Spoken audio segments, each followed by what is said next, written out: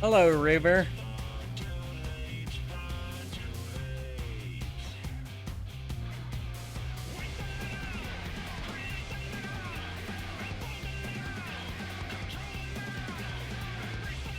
How are you this afternoon?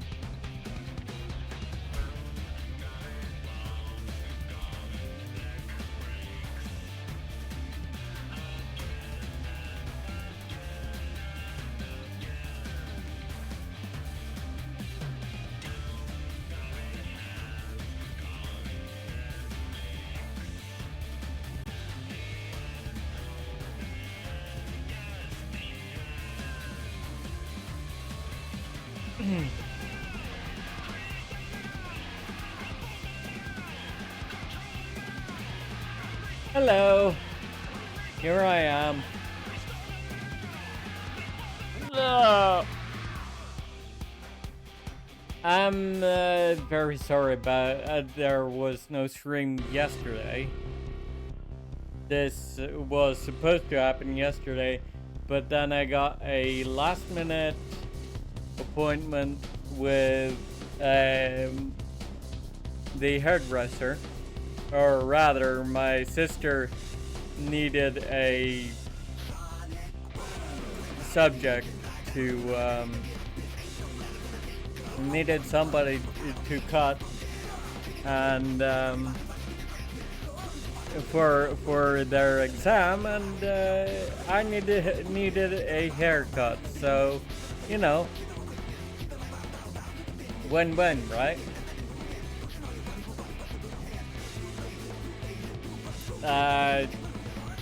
To that end, I've been scheduled for a new appointment to style it next Tuesday at 1 p.m. So an hour after I'm supposed to start that day. I'll probably reschedule Tuesday's stream to Monday instead. In that case, if I stream at all on that day. I'm undecided as of yet because I do have plans for Monday.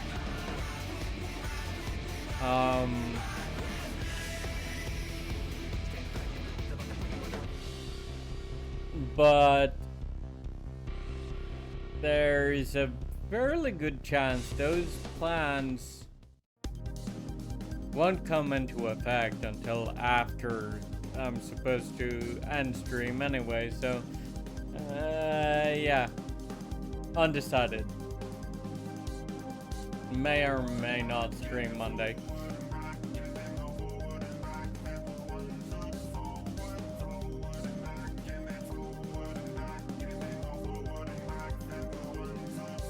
That being said,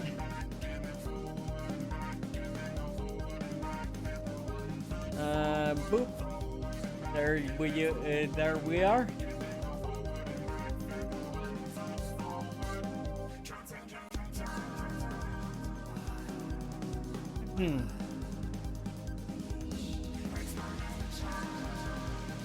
Yep.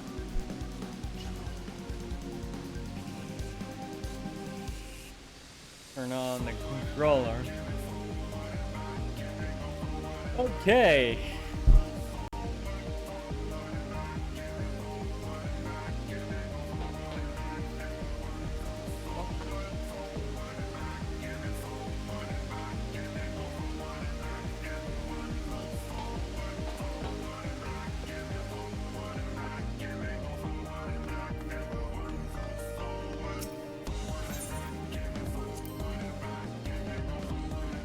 I like the music in Alexander. I really do.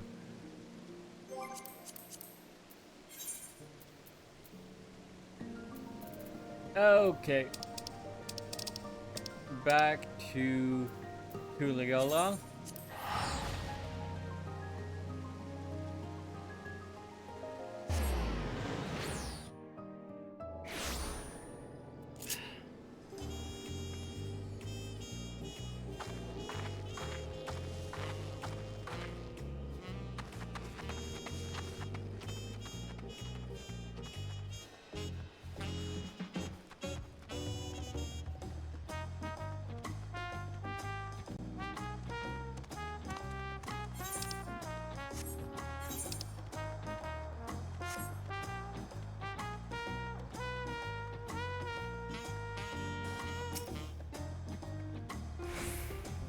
Without knowing how far the other claimants have progressed, taking anything other than a brief rest is out of the question.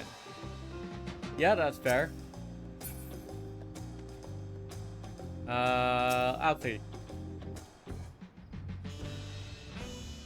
With one keystone already in hand, we've made an auspicious start to the contest. Hopefully, our next attempt is equally successful. Come on, Nadia! Let's see what's waiting for us in the next village.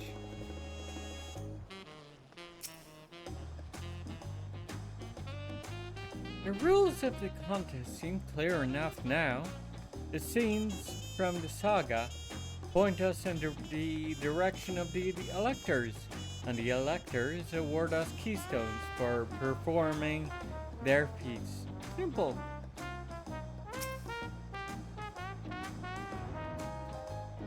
Urqopacha would have struggled to complete these feats alone. Bringing you together was the correct choice, it seems. Approachable fellow. I've been waiting for what feels like days and eaten enough of Brooke Evans tacos to feed an army. What is it you'd like to know? Our main concern was confirming the state of the road ahead. As I recall, to reach Urqopacha, we depart from the Arch of the Dawn, then take the road west to add the first fork. Should we be wary of anything along the way?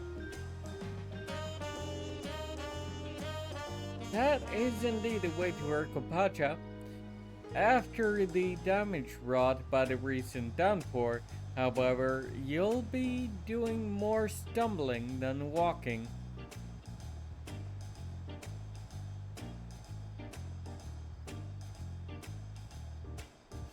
Oh. I see. So that's why. Hold up.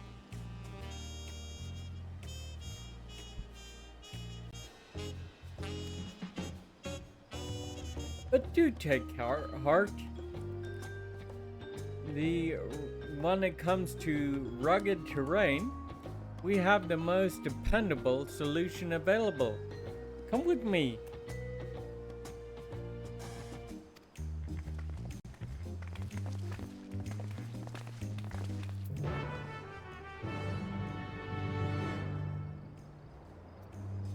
Okay.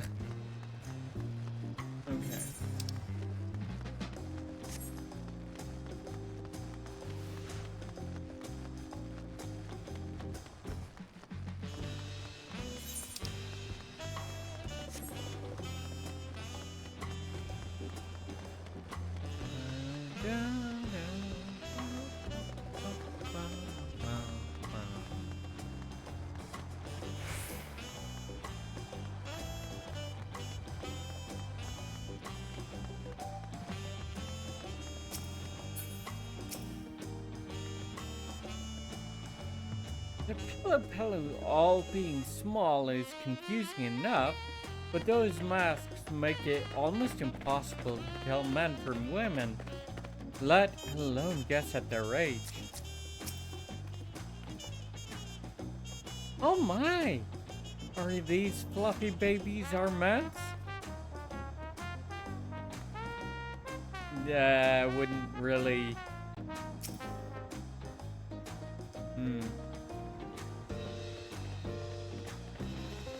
The beasts are sure-footed, that's for certain.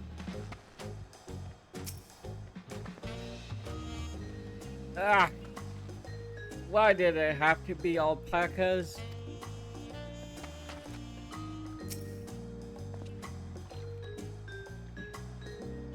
Talking to a Pelu before we departed was a wise decision. I, for one, would rather not brave a treacherous, slippery trail on foot.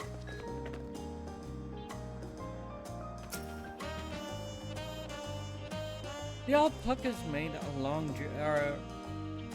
made a long journey, so I'm giving them a bit of a rest. The storm really turned up the trails, and my four-legged friends are having a harder time than usual.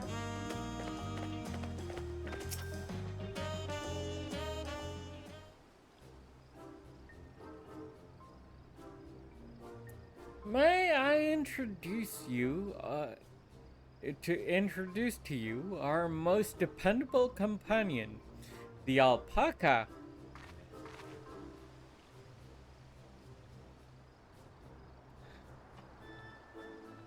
Oh, Patooey!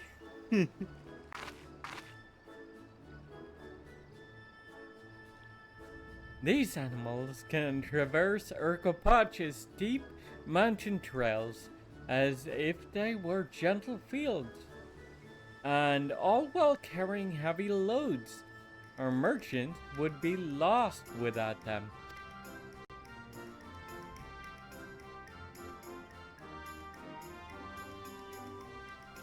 So they filled much the same niche as our chocobos back home.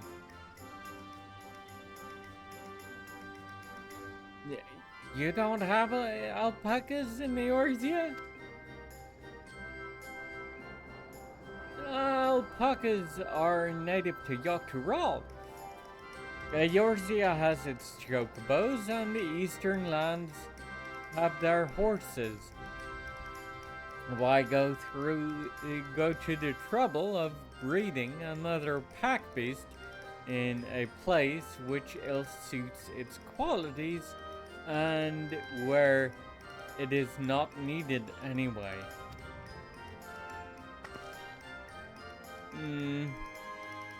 But must we ride these little monsters? I get the impression you aren't fond of alpacas. When I was small and being a bit naughty, I went around pulling on their wool. One of them spat at me. On me. And it was the foulest stench you can imagine. Yep, that's what I expected. I see. What are they like to ride? Alpacas bred as mounts are inquisitive and docile. Even those without experience will find them easy to handle.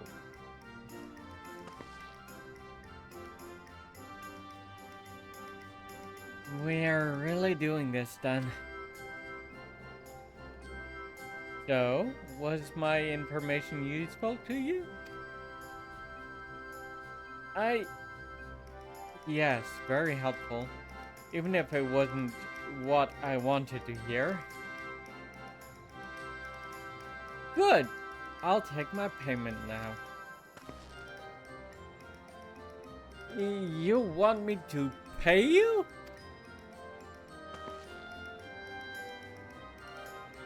I guess I should have expected as much from a pillow merchant. Let me see what I have on me. The pillow value the act of spreading joy through trade. As you should know, they take pride in making deals that benefit both parties.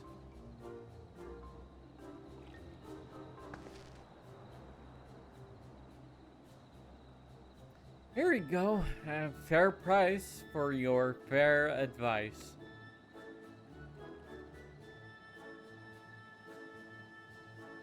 Yes! I made a trade with the third promise herself. My friends will never believe this. I shall be on my way now. I wish you safe travels. Off you go then, and thank you.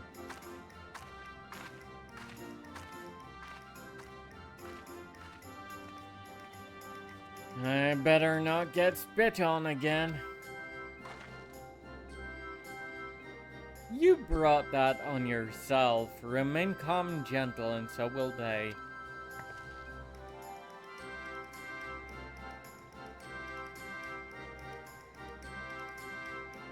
I'm still not happy about this, but if we need to ride alpacas to reach Urqopacha, then that's what we'll do.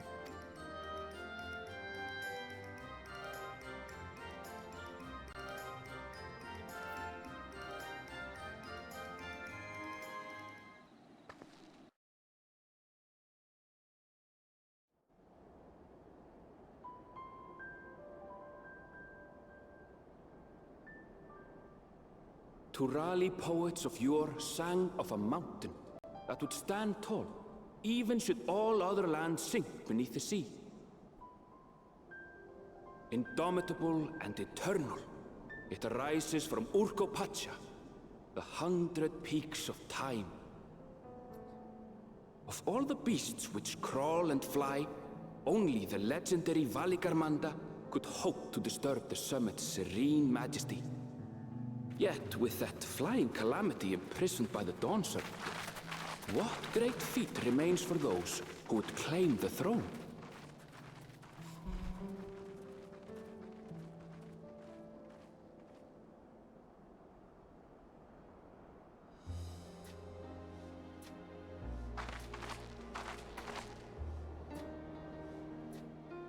So this is Urqopacha. I've never actually been here before.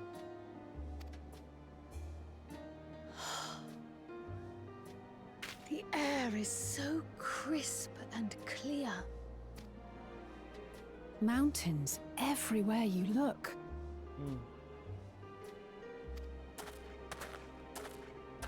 That one massive peak in particular has quite the presence. It puts me in mind of Som-Al. Yeah, it does feel rather like the Ravanian Foreland. Minus the fact that you can actually see the sky, but... That is Urqopacha, the tallest mountain in Tural. Its sheer height makes it an imposing climb. But there are other reasons the ambitious keep their distance. Oh? Do tell. Where to begin? Excuse me, but you're Urqopacha, are you not? I hadn't thought to encounter one of the Dawn's promise here of all places.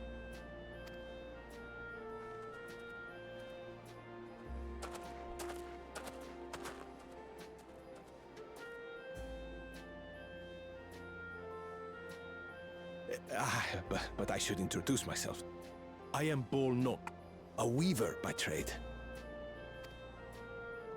Well met, Bolnok. We're on our way to Watrunpelo. Oh, truly, I've just come from there, as it happens. I'd asked the Pelu who sell me their wool to give me a tour of their alpaca ranch. The head rancher and I shared a bottle of mezcal while he explained the finer points of wool production. Mezcal, is that a local beverage? It's an Urqopacha specialty. A spirit made from distilled agave heart juice. Yes, and it must have done wonders for my mood, for I tripled my usual order of alpaca wool. They did offer me a discount, though, so it wasn't a bad deal in the end. But listen to me, boring you with my tedious stories. I will leave you before you are lulled to sleep. Goodbye, and safe travels.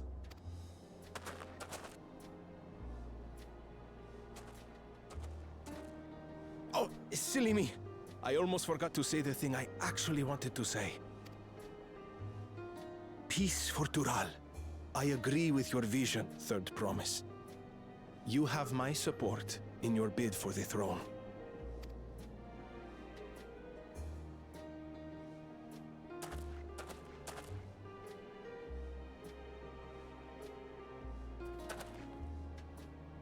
I gather from his tale we would be foolish to underestimate Pelu Pelu merchants. Yes, they do more than run the markets in Tuliolal. Pelu Pelu peddlers can be found everywhere in Tural, traveling from place to place on their sturdy alpacas. They are effusive and engaging speakers, and many's the customer who's been talked into spending more than they bargained for. They won't find this customer so easily charmed. No, I'm pretty sure they'll find you an easy target, Urqopacha.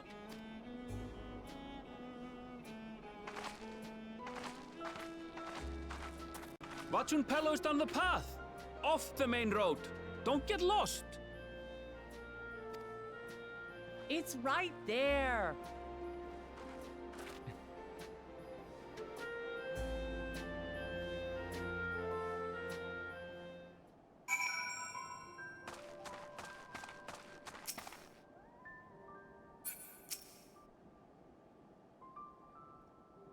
Level 90 alpaca.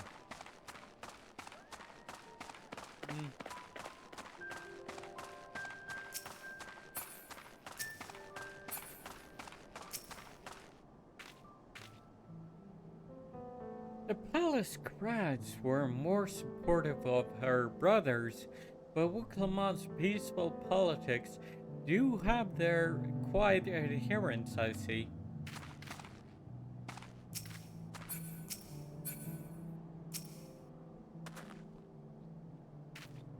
I feel the charge in the altitude, or change in the altitude most keenly. While may have not the same degree as the Sea of Clouds, the air is decidedly thin here.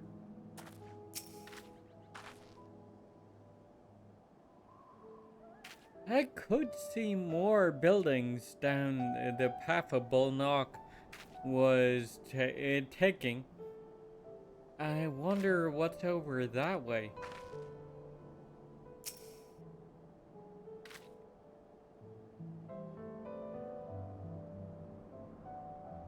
This is it. Watchun Palu, home of the Palu Palu. Urqopacha should have arrived before us.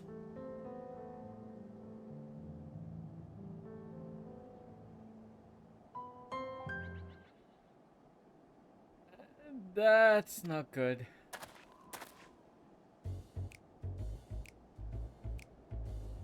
You've come all this way for the rite of succession.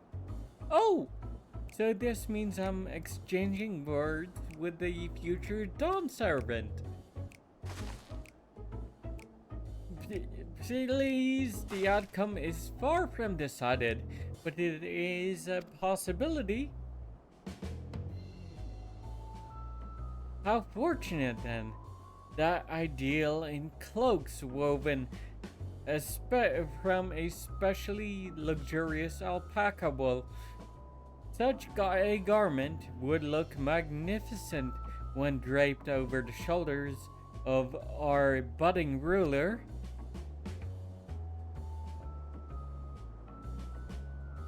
And the nation's ruler should dress her best for her adoring people, yes? Finery for our finest lady. That's right, come, third promise. My well-stocked shelves are but a few steps away. The finest lady. I like the sound of that. Alright. I suppose a quick look wouldn't hurt. I see those ears. Ahem. What did we just talk about? Aaronville! When did you...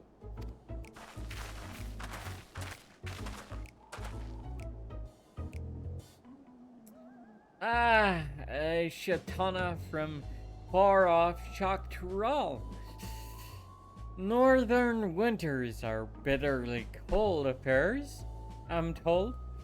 I cannot imagine how you survive them without a lovely warm cloak of quality alpaca wool. He has been much further north than that, so...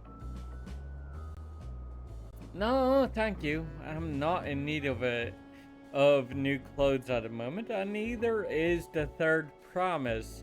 Perhaps another time. Of course, of course. My shop door is always open. Oh, hold up.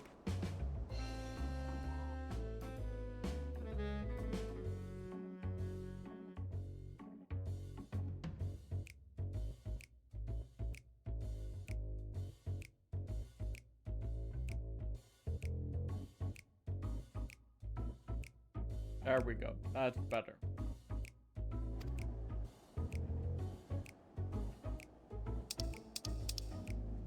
You were saying something about not being easily charmed. I was just...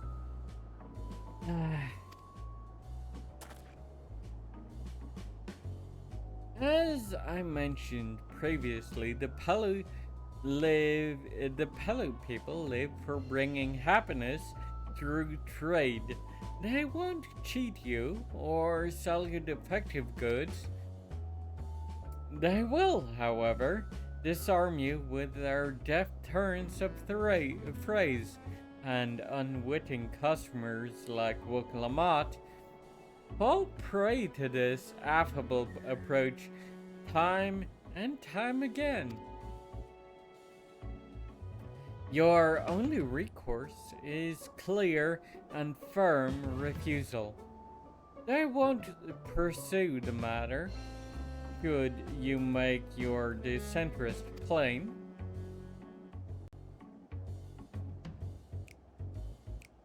A valuable insight into the minds of the Pelu. Let's all take Aaronville's words of caution to heart. Probably wise.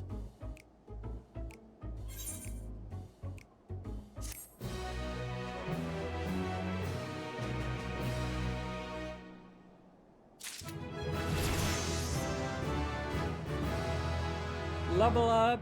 Yay! Okay.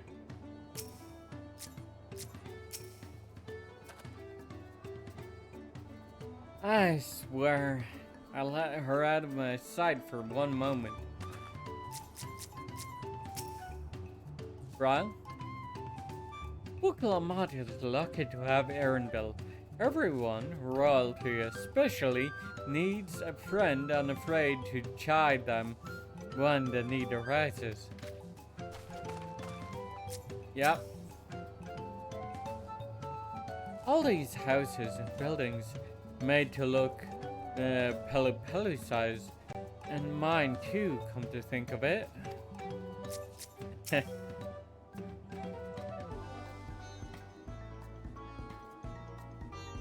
Would seem the Pelu are also partial to coffee. Yeah, and I am too.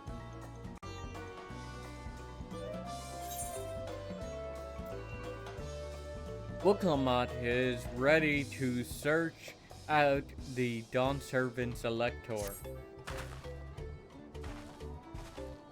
Not my fondest moment, I'll admit. But now that we're here, let's do what we came to do. Find the Elector. Allow me to propose a strategy then. Prowl, Alizé, and I will speak with the merchants. Urqopacha, you and Arendelle might try approaching travelers and passers-by. Nadia, try investigate any of the other establishments which catch your eye. Should you learn aught of use, let us relay it to the third promise.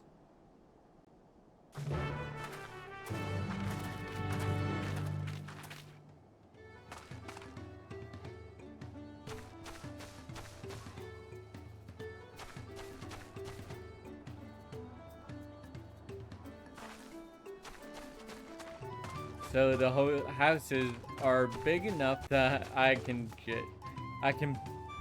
just barely slip through without bending my back. Fair enough. Also, rock candy. Give me that.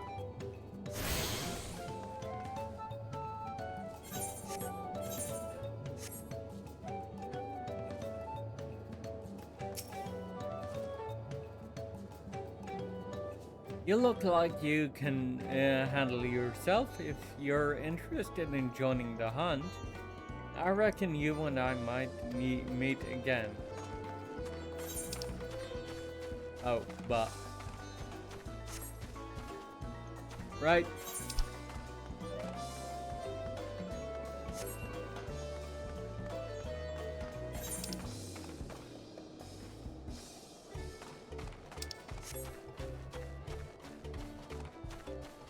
Impatient porter. Electors? Oh, yes, I've heard of all about the right of succession. They're looking to put a new ruler on the throne, eh? Personally, I'm rooting for Zaralja. If the first promise wins, he'll expand our sphere of influence. And that means access to more resources and more customers. In the thousands column potentially. So many new trading opportunities to spread happiness far and wide. See, the thing is, you can do that without going to war with the other nations that you're hoping to trade with. But fair enough, yeah.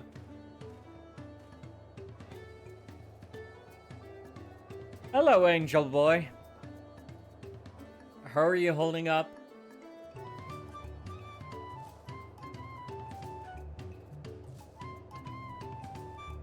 Others have been coming around to my way of thinking, so I've begun crafting goods inspired by the resilient sun. Would you care to purchase something?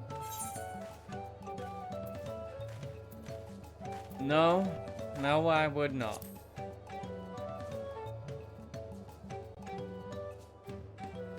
Very well. You said you wanted to know about the Elector.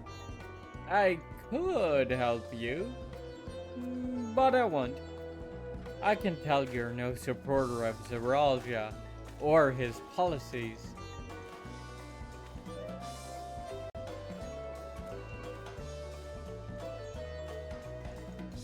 You just ran a marathon and ate a 30 centimeter pizza. Alright. That would be... Yeah, that's a pretty big pizza. I assume 30 centimeter in diameter?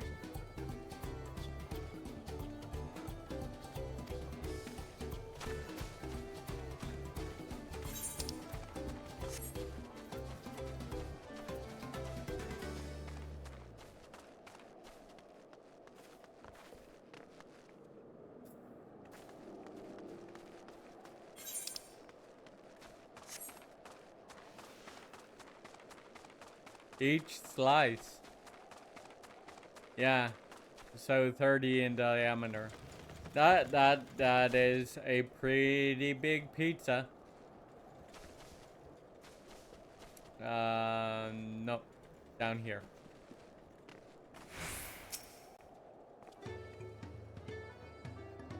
Was it tasty? What kind of pizza was it? Are you a pineapple and pizza guy, or the Dawn Servant Elector? Ah, I thought you were a new face in town. Or I thought you were a new face in town. Here for the right of succession, I take it. Me, I don't much care who sits the throne as long as they keep Tyrol peaceful. People tend not to be in the mood to relax and sip our excellent mezcal once arrows and spears start flying, if you know what I mean. Speaking of which, would you like a cup? A joy shared is a joy doubled, I say. Oh, right, yes. You were asking about that elector business.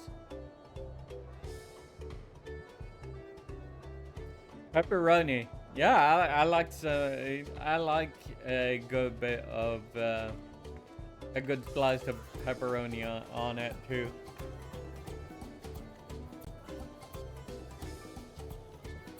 Being but freshly returned from my trading route, I've heard that there's a contest afoot, but not much else.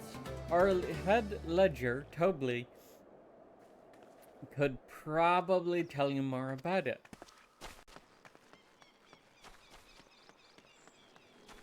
That's probably the elector, actually. Alpaca Keep. Hey. You're welcome. If it's an alpaca you need, then you look no further.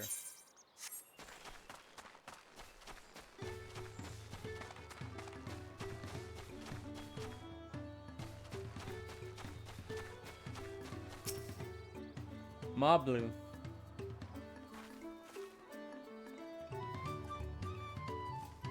Hello there, I'm Moblu. Did you have a question for me? Sorry, I don't know any electors. You should take a moment to see our prized alpacas before you leave, though. Oh, but be sure to admire them from a respectable distance. Get too close and our nervous darlings may be tempted to spit on you. And that stuff stinks. Ugh. It happened to a visiting buyer not so long ago. Tobley, that's the head rancher, was so mad at me for not giving a proper warning. No one makes a mistake without Tobley noticing. He knows everything that happens on this ranch.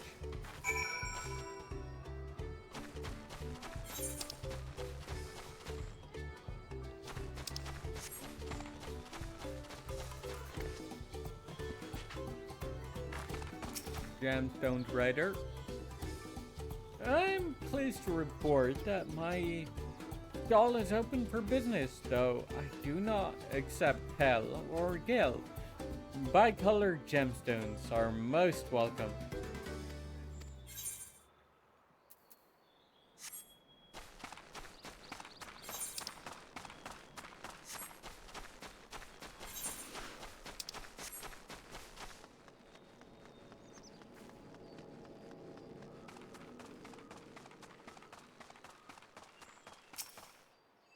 Hello, Urqopacha.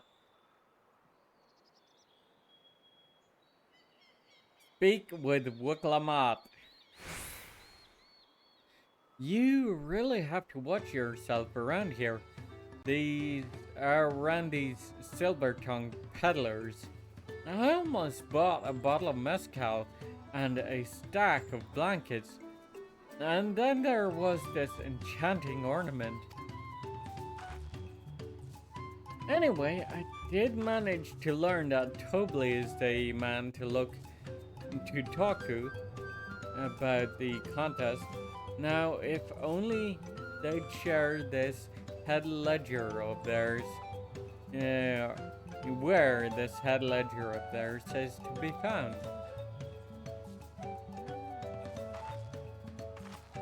Really? He's also the head rancher? Well, the alpaca ranch is not far from here. I say we pay it a visit before the others return.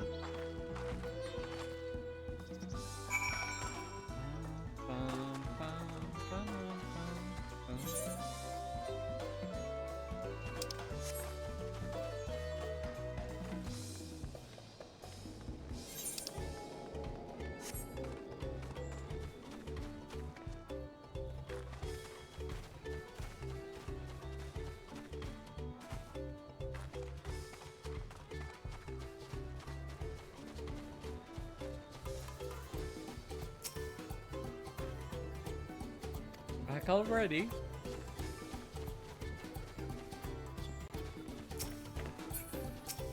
Boastful Ranchan. Our guests have arrived, I see.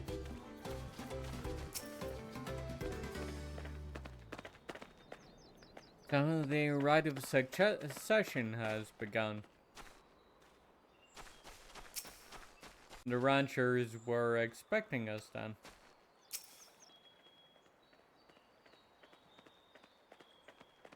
Alpacas are sensitive creatures. Many of the goods for caring for them come at a great cost, but that is a small price to pay for their happiness.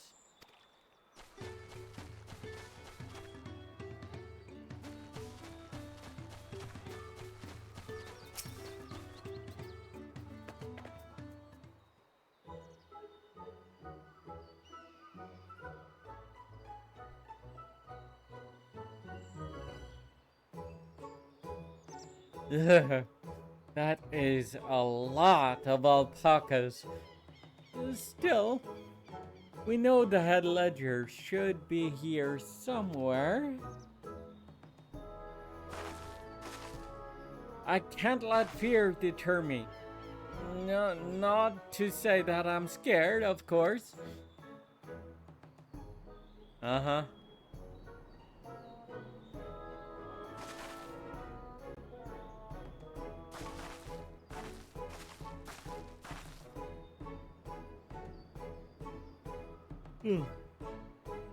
Excuse me, is one of these workers Tobli?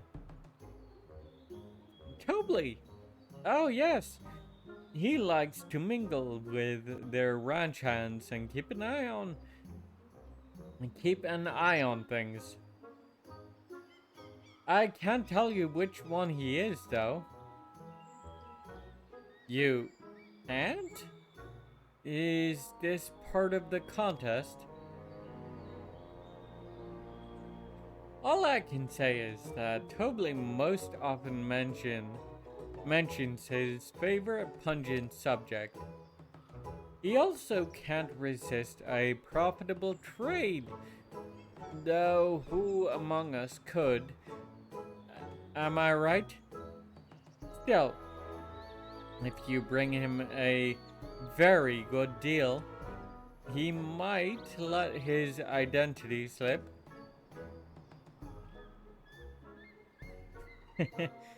So it's like a game. Easy enough. All I have to do is offer Tobly a deal he can't ignore. No problem at all.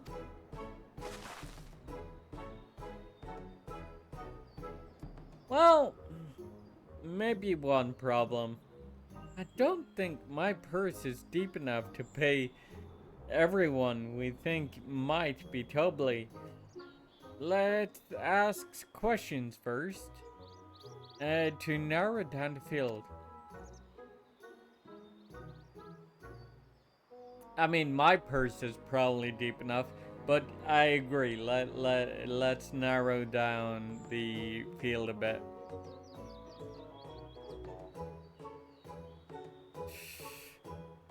Great. We can meet back here to share our impressions.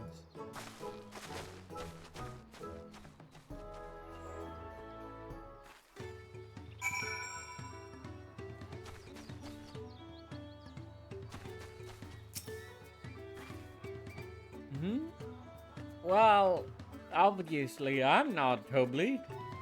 I mean, oops, I shouldn't have said that. You're meant to find out for yourself who Tobly is, or if an elector is even at the village at all. Good luck.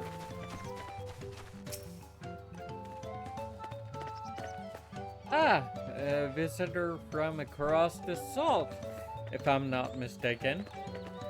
Be warned, the alpacas will spit if you startle them. I suggest you keep your movement slow and deliberate. Meow. Meow.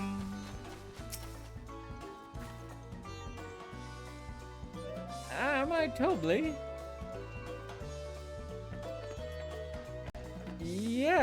Yes, that's me. Excellent work from the third promise and her entourage. Sharp instincts. Shall we commence the rite of succession then? That's a liar.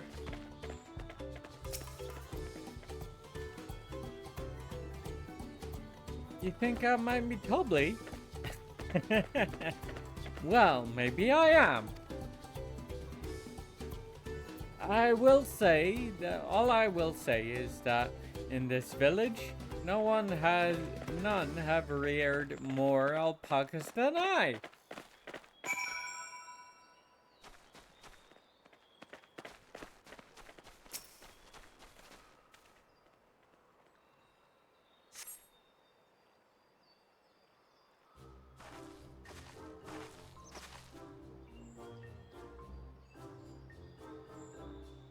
I see we're both at the end of done with our interrogations.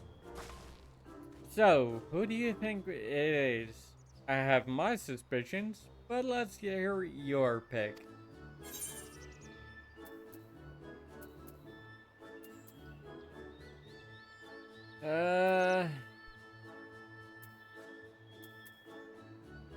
Probably not the nonchalant ranch hand. The diligent ranch hand.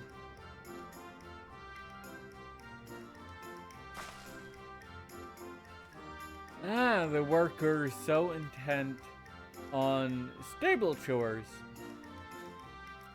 I had my eye on that one too. Time to rip the mask of off our mystery ranch hand, so to speak.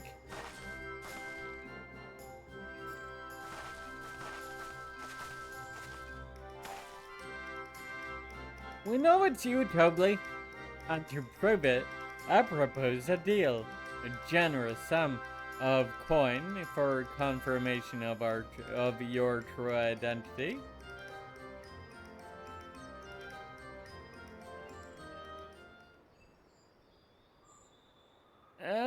offer I gladly accept. As you have correctly guessed, I am indeed Tobley, head ledger of Wachunpelo, and head rancher of the family ranch. I am also one of Golul Jaja's chosen electors. Aha! In a place featured in the Tuliyola saga, just as we thought. I was right to trust in your instincts, and I wager this won't be the last time.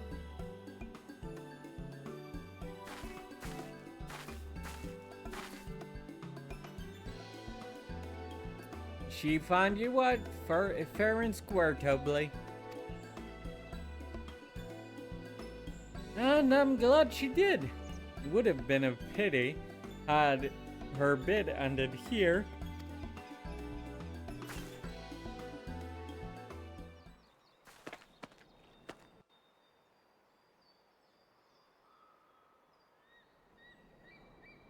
Deducing the Dunservant's elector was the first step of the feat. Too simple a task for this aspiring ruler, eh? Right. Not hard at all. Are you sure?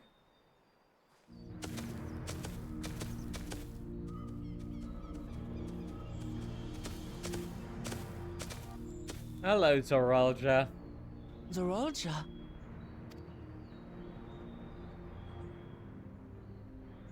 I am told the head ledger, Tobley, is to be found here.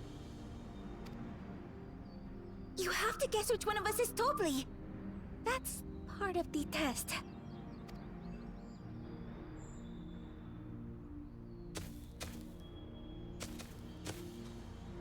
Well, unfortunately, that's not the right one.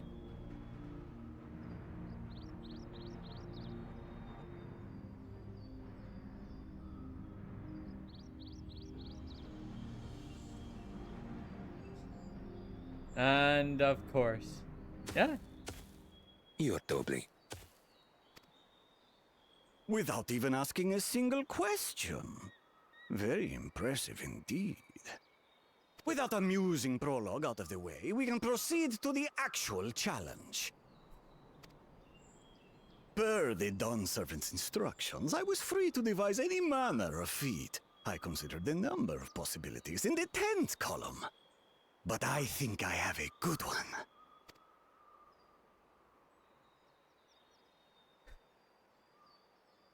You must go forth and capture for me an alpaca. Pardon?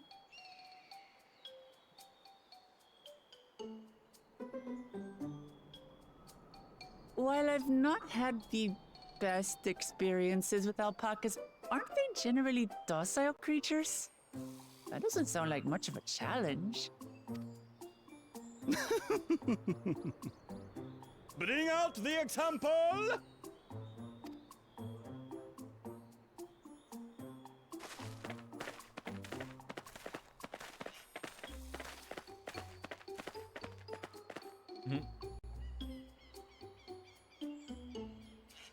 This is a special kind of alpaca.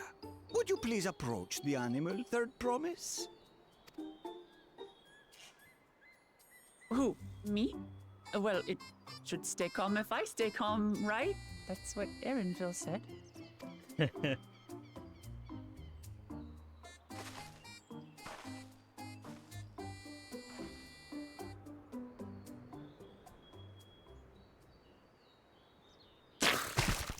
Ah!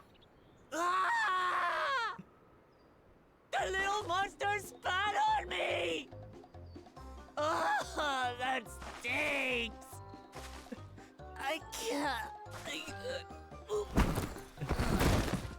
Yeah.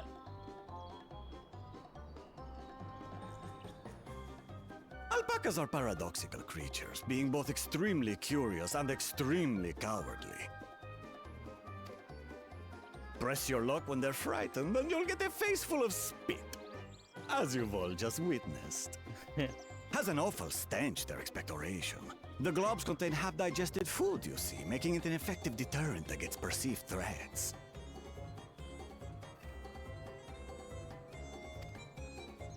Wild valley breed like this one are especially timid and can therefore be quick to lash out. They're also especially hardy. Indeed. We take the rugged wild alpacas and breed them with our gentle domesticated stock. This produces the strong but biddable pack animals prized by our traveling merchants.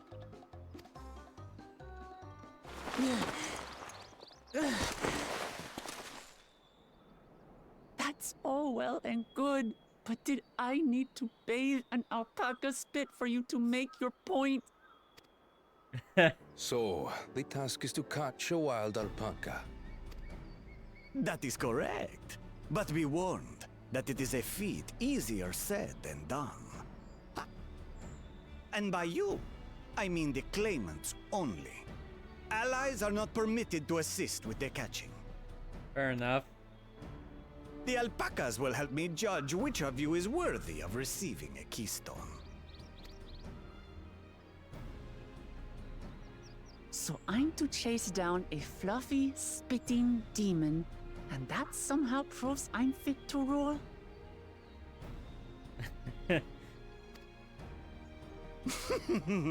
As I said, the Dawn Servant granted me the freedom to decide my challenge. And when you reach the end of the rite, I dare say you will understand why I chose what I chose. Okay.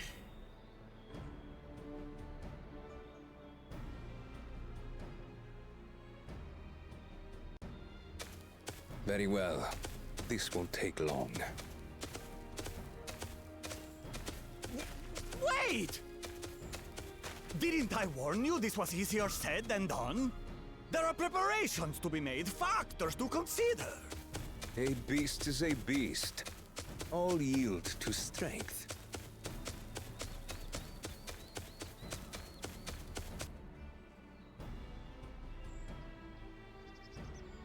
So far, this experience has done absolutely nothing to improve my opinion of alpacas. Or your brother, huh? But that doesn't mean I can't do this. Revolting spit aside, they're just another animal. Well, hold up. Let's see what Tobly has to say. Are you all right, Urqopacha? We thought we heard you scream. The third promise does not scream. It was more of a startled yelp. Scream, in other words. Smug. Did you find the Elector? Oh, we certainly did. Sympathetic smug.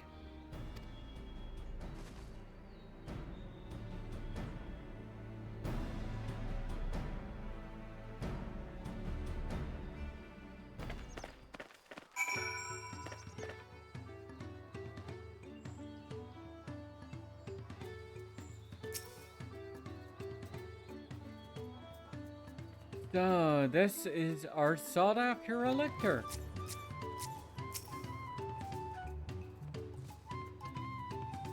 I did say remaining calm was key, but the same rules don't apply to wild alpacas. Judging by the volume of Urqopacha's scream, alpaca expectoration must have a nasty odor indeed. I'm content to remain ignorant of the smell.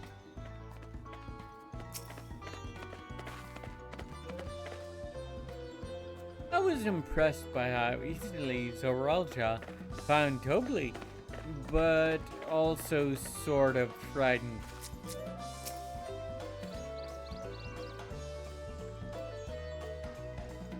I've done my duty and assigned the claimants their feet. The rest is up to them.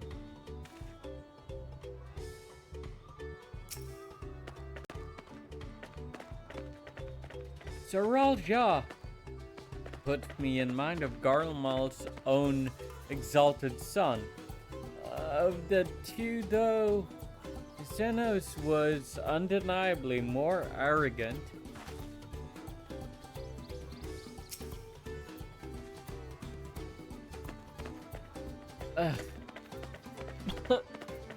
Ugh. I had to go and wash that nasty stuff off my face. I think I got all of it. But would you mind taking a sniff at me? Just to make sure? The stench has ruined my sense of smell. Hey, I saw that look.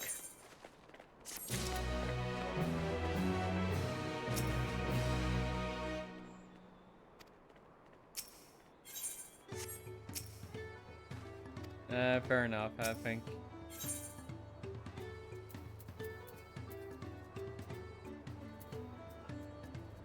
Arundel wishes to discuss the feat of gold.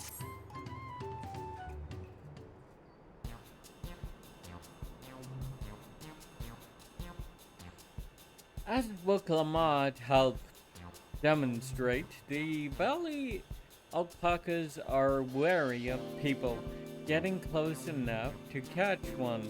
Will not be an easy task.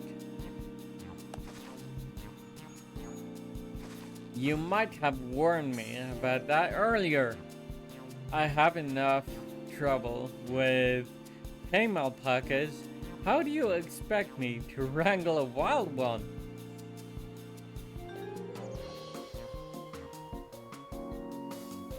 With the proper saddle, we infuse the leather with a relaxing scent that soothes the spitting beast.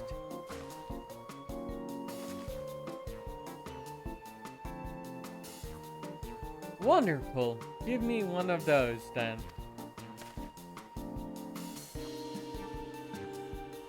Have you perhaps forgotten that we are a clan of merchants? If you want a taming saddle, then you'll need to find a saddler and make them an offer. They won't come cheap, of course. Crafting a saddle will cost you the equivalent of 10 pal in the thousands column.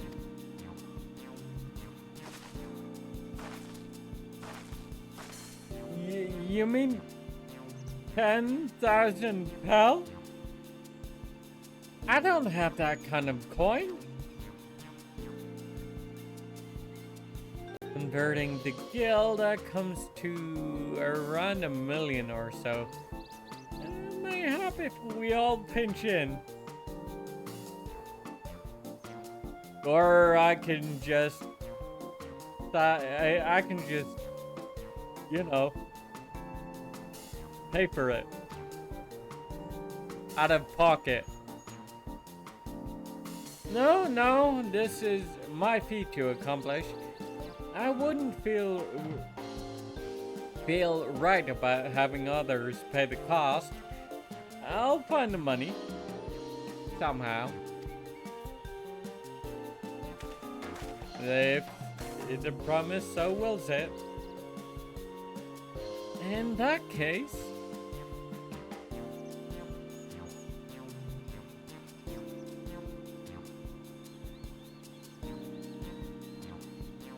that basket of wool is worth the sum you paid me earlier. 1 pal in the hundreds column. Beginning with the wool, you can trade for ever more valuable goods until you have something suitable to bargain with for the saddle.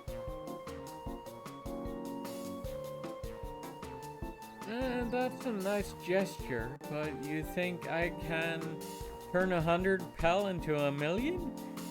That's 10,000 times more.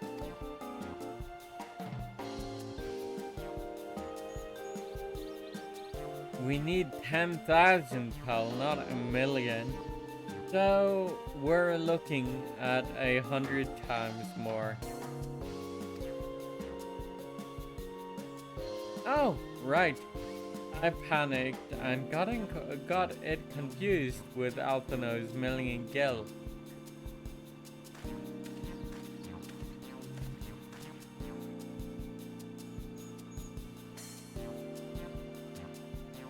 I'm not so sure about this trading idea. You were almost talked into buying a cloak you didn't need mere moments after you arrived. But I hate it when you're right. Then let me help you with the deal making. Oh, hello again, Mablu. I work here as a ranch hand, but I've also learned a lot about the peddler profession.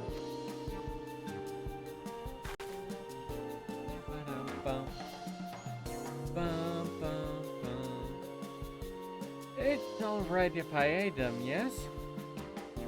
I guided the claimants toward the first step of the feat, like you asked. As long as Urqopacha goes alone to capture the alpaca, she is free to accept assistance from whomever she likes. Hooray! Let's see about getting you that saddle then, third. Promise? I don't know why you made your offer, but I could use an ally with a beak for bargains. Welcome aboard, Mablu.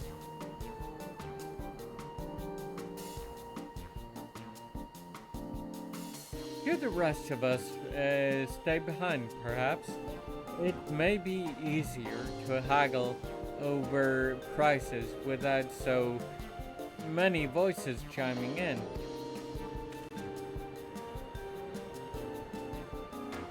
Yes, stay here and pitch in with the ranch work.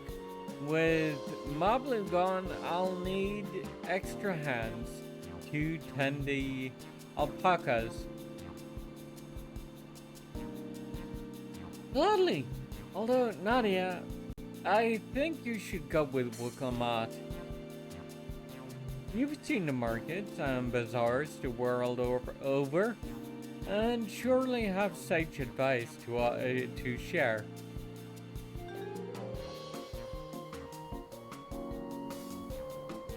In that case, you should also hold on to the alpaca wool. If it's misplaced or soiled in some way, you'll have nothing to bargain with.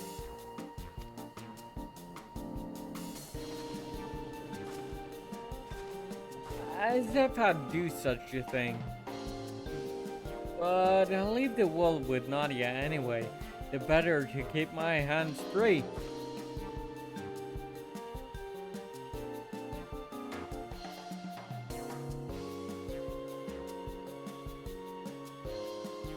To begin with, I suggest we try trading the wool to Havli, the saddler. He won't agree to the deal, of course, but it'll give us an idea of how much he'll accept for his wares.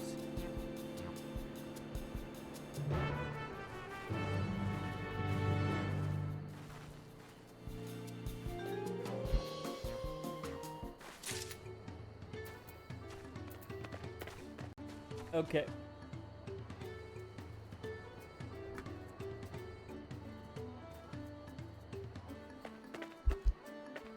Alright, be right back.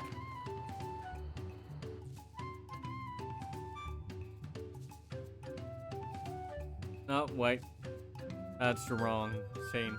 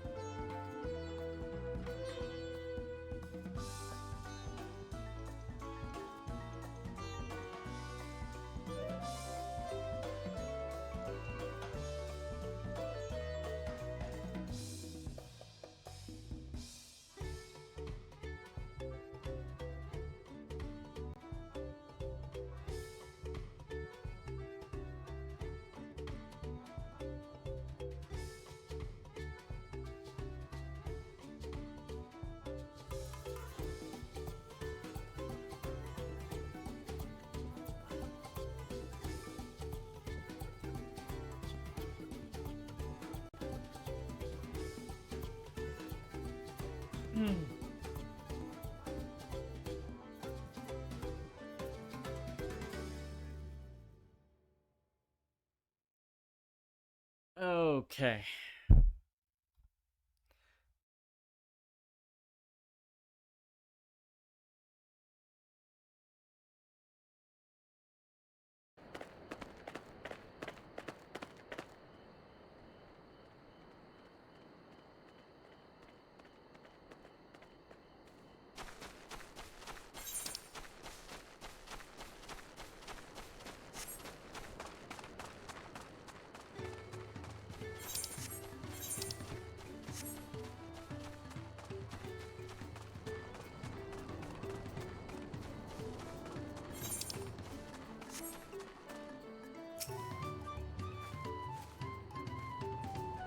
This is an artisan who makes, or the artisan who makes, our taming saddles.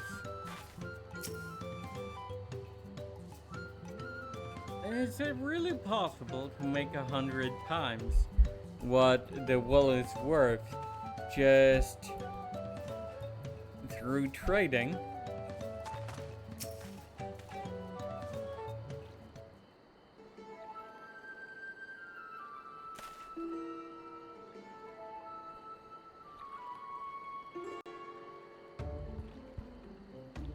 Something I can do for you. We've come to bargain. I need one of your special taming saddles to catch a wild alpaca. Saddle, is it? And how will you be paying for it?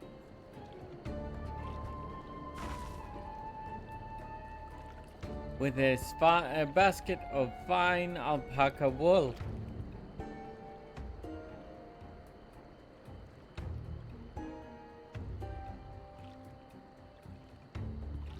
What use does a saddle maker have for wool? Besides, this would barely cover the cost of a single strap buckle. Offer me something I actually want.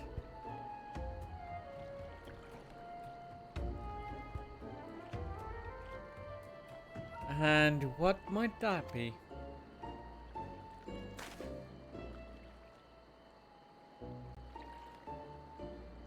Mezcal. I would like to nurse a cup at day's end while I inspect my finished work. Bring me a jug of quality stuff, and you've got yourself a deal.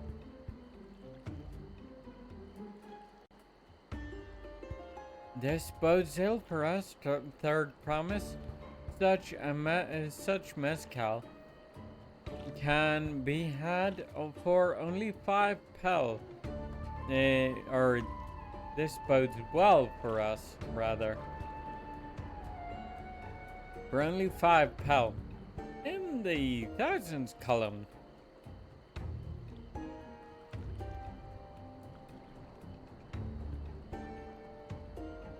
Hold on. Did you say third promise? Then my offer has changed. The saddle is going to cost you a jug of premium mezcal. Age 3 years at least. 3 years? That stuff is valued at 10,000 pel per or more. Why have you doubled the price?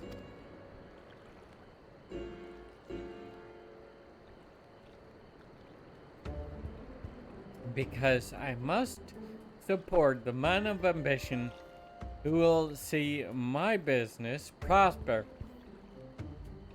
Zaralja will go to war, and his cavalry will need saddles. Lots of saddles.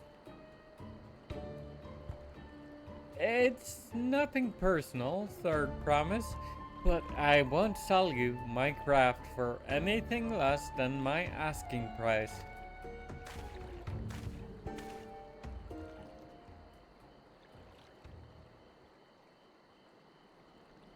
Well,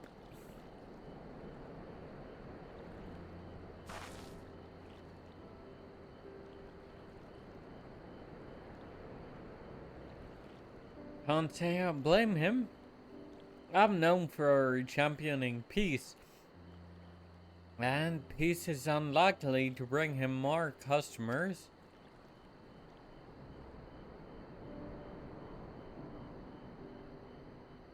Those of our grandparents' generation remember the dark days when our clans were at war.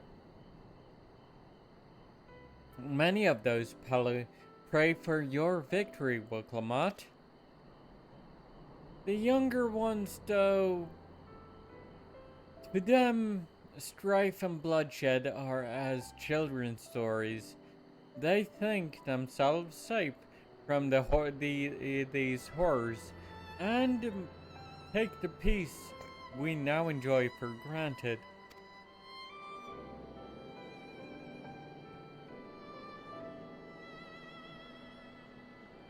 Still others are unsatisfied with this quiet prosperity and crave the future the second promise envisions.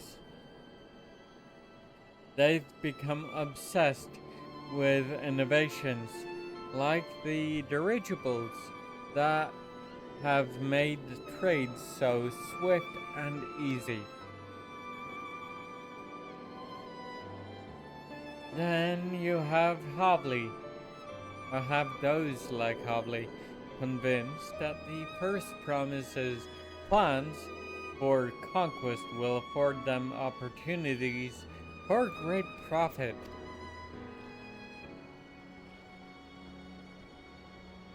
But what about you, Moblu? Aren't you one of the younger generation? At least a year or two younger than me, I'd say.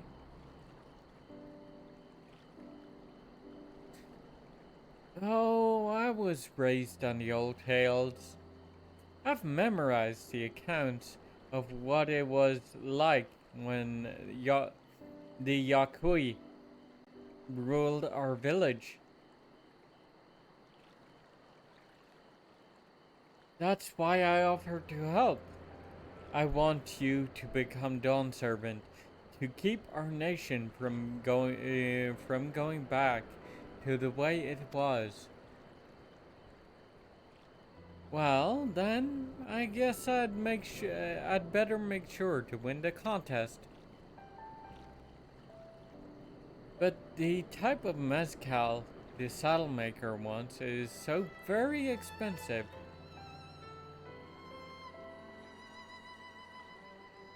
Weren't we expecting to need 10,000 pal from the outset? Nothing's changed. We just need to get on with it. I may not have a head for trade or the stomach for alpacas, but I won't give up with a piece of Tulliola on the line.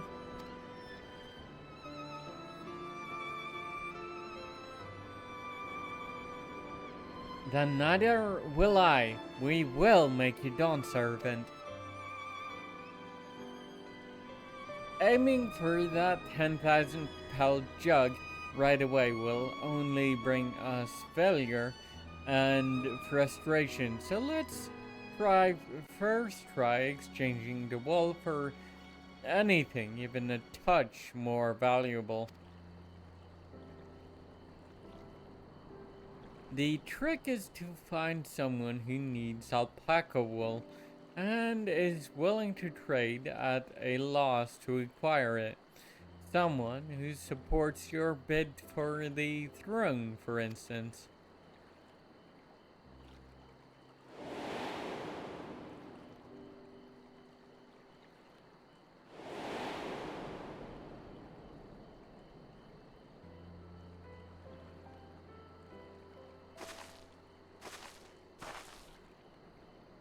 Of course, the Weaver.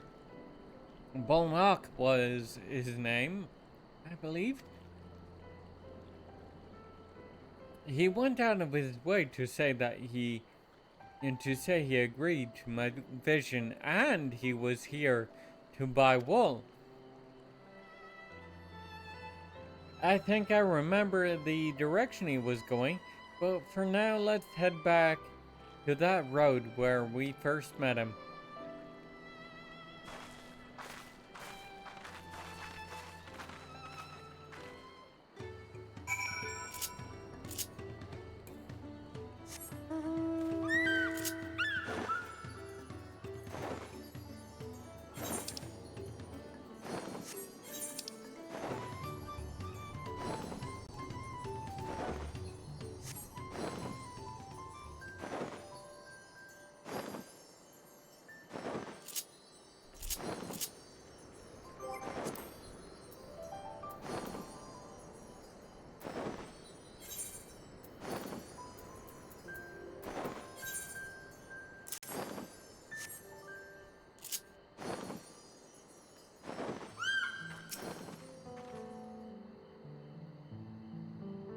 This is the spot.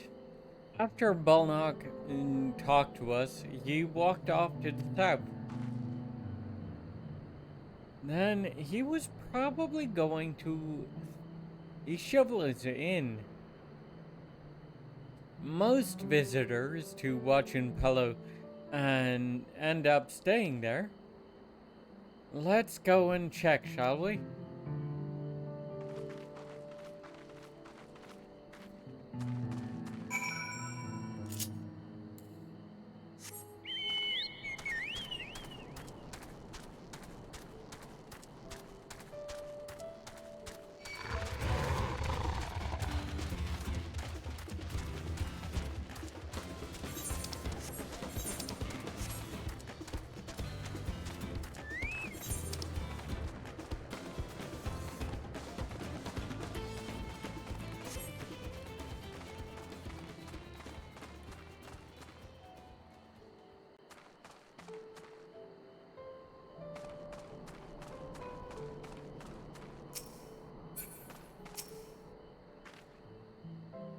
I hope he's willing to offer us something wonderful in exchange.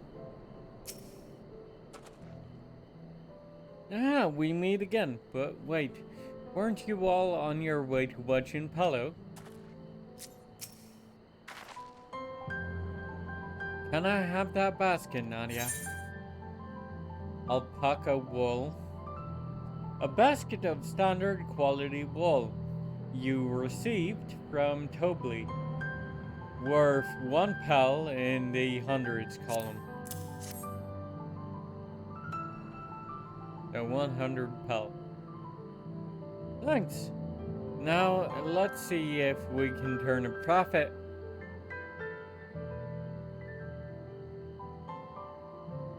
Volnok, I'm glad we found you. Are you interested in making a trade?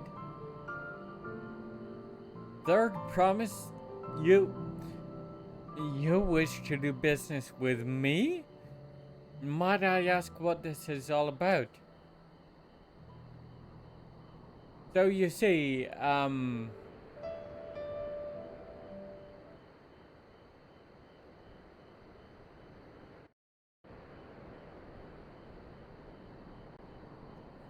I see. So the goal is to turn that basket of wool into a jug of 3-year-old premium mezcal.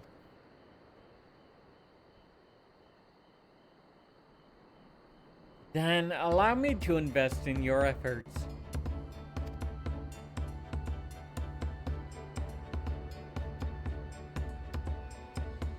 Peace in Tyrol is what allows me to cross freely into the lands of my suppliers. Naturally, I would prefer that one pledged to preserve that peace wins the throne. Thus do I humbly offer you this wool poncho, a small token that I pray contributes to your victory.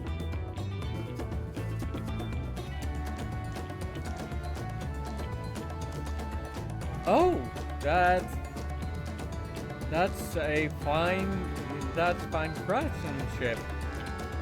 A garment like that should easily fetch 5 pal in the hundreds column.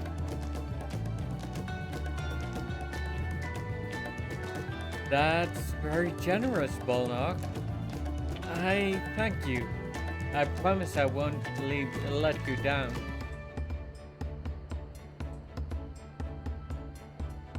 I have every faith in you, third promise. May fortune bless your future dealings.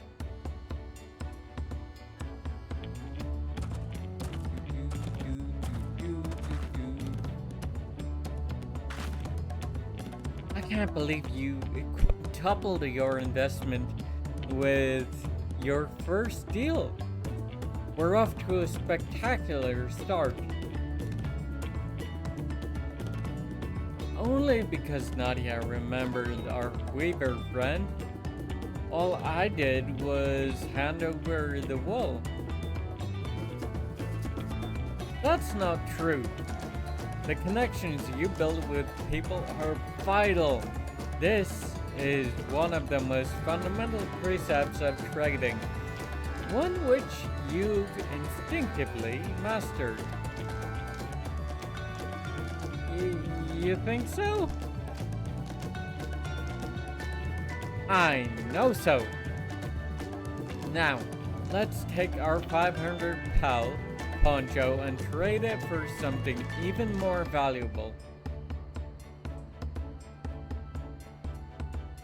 Here, Nadia, you take the poncho. If I lost it somehow, Aaronville would never let me hear the end of it.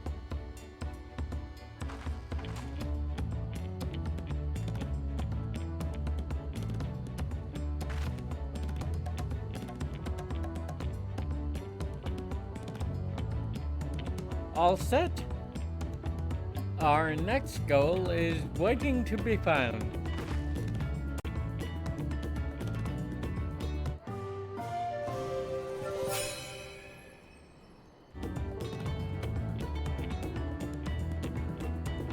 Success! You've traded 100 pal, a 100 pal basket of alpaca wool for a 500 pal wool poncho.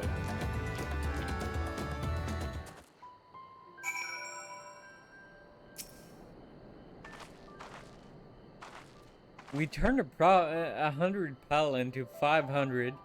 I know it's only 5 times more, but it feels like 500 times more.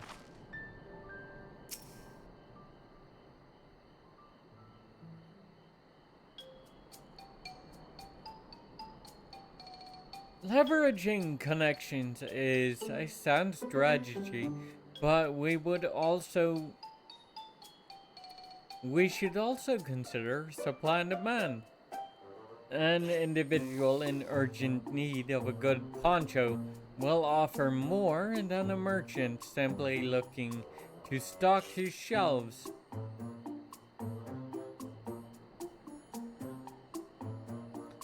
That makes sense. But how do we know if someone needs a poncho?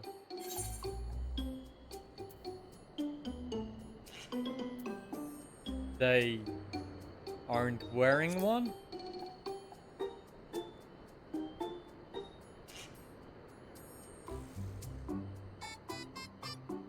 That's the obvious answer, isn't it? Well, we look for a person without a poncho and hope they're eager to buy ours. Yes, there you go. We find a demand for our supply. So, where should we begin our search for prospective buyers?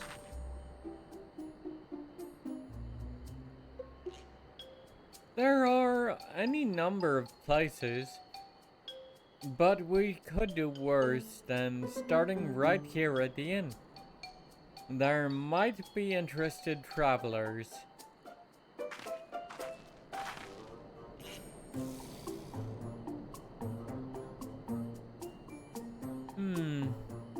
Who here needs a poncho?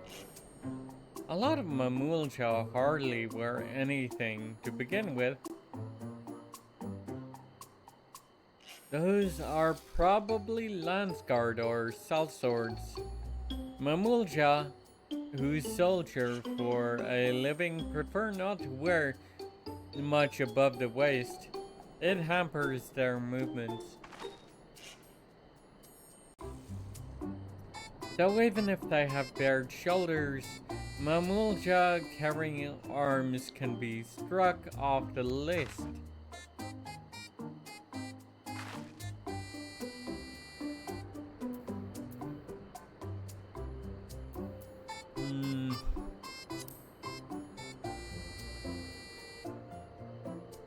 That's a Landsguard. Probably dropped by the inn to take a break between patrols. Yeah. There. And this one already has a poncho. This one's already fully dressed.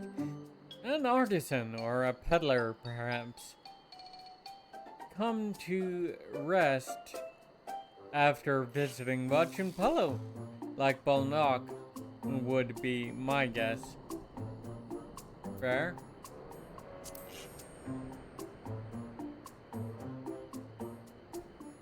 That Mamulja is armed. Could be a Dopro courier.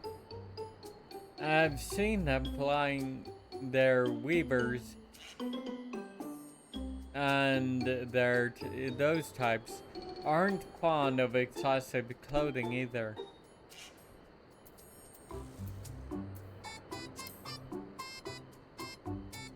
Tell me, who among these gathered travelers do you think would be amenable to a proposal? Well, it's obvious. So, professional fighters like those of the... Yep.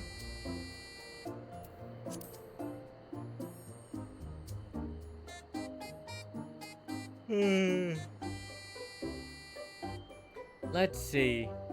No coat or cloak, but also no weapon. Oh, we might have a winner.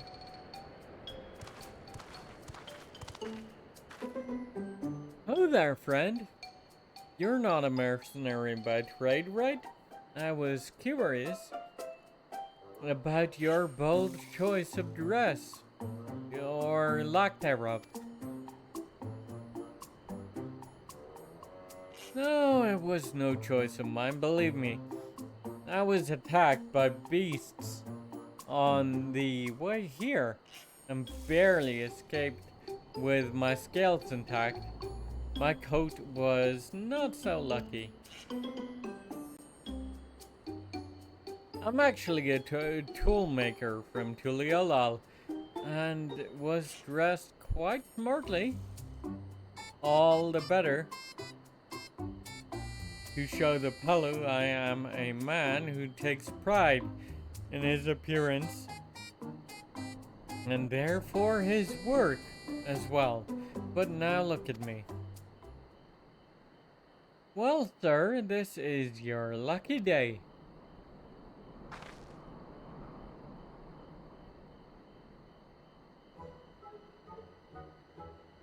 Oh, what a splendid poncho. This would be perfect, a perfect replacement for the coat I lost. Would be willing to part with it if you'd like to make a trade for one of your fine tools, perhaps?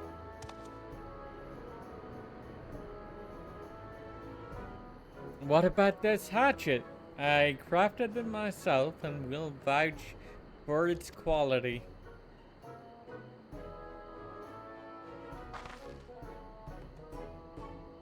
The blade looks sharp, the heft well made. I'd value it at 1 pal in the thousands column. Well, that's double the value of the poncho. I'll take it. Aha! From 500 to 1,000, we have a deal. Wonderful. A fine garment such as this should put me on even footing with any Palu merchant. Like the eponymous owner of Meeplu's Mate Garden, for one. Her field hand use hatchets to harvest a mate, and I thought to impress her with the tool I sold you. No matter. I have other wares to sell. Glad I am to have met you.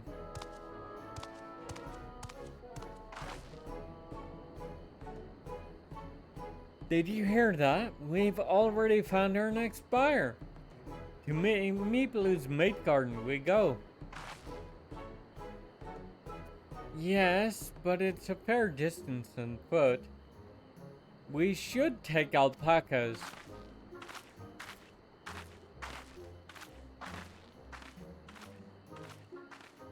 These ones will be the calm type, right?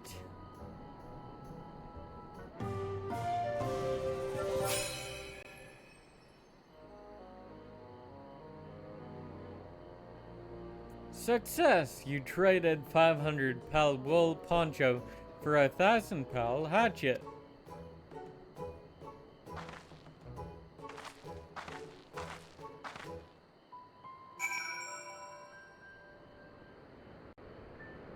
The estimated value for some of these things is wild, really.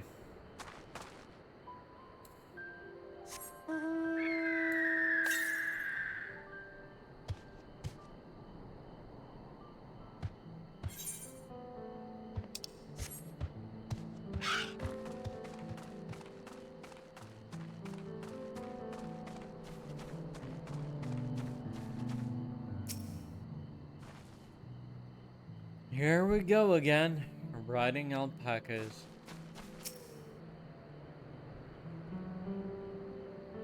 Well done recognizing that toolmaker was as a potential customer. If you've a mind to change professions, you'd make an excellent merchant.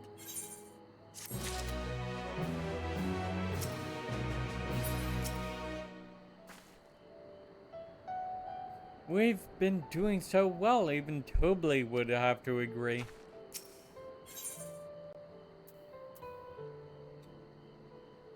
Urqopacha steals herself for a further ride to find your next trading partner. Before we get going, you should be the one to hold this. Fair? Yeah?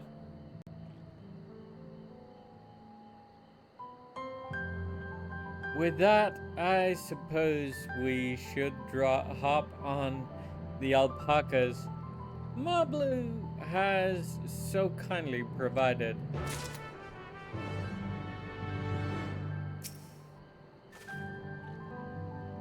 Ready to go? Let's mount up.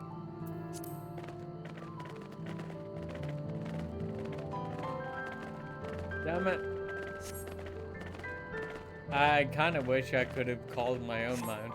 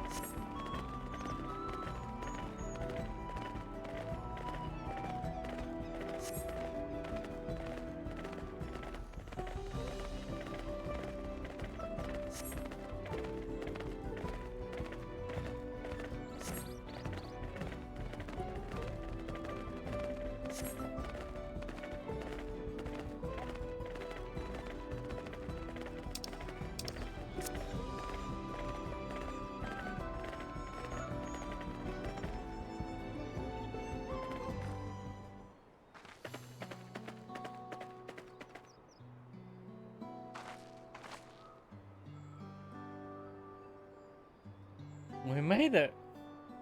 And without a single smelly incident. I sent the alpacas back to Ichuvlo's inn. So we'll walk along the main road when we return to the village. Speaking of roads to travel, you were adopted by the Dawn Servant, weren't you? Third promise. That I was. Then perhaps you understand. I was an orphan too, you see. Tobly took me in. He took in all the ranch hands, actually. All of them?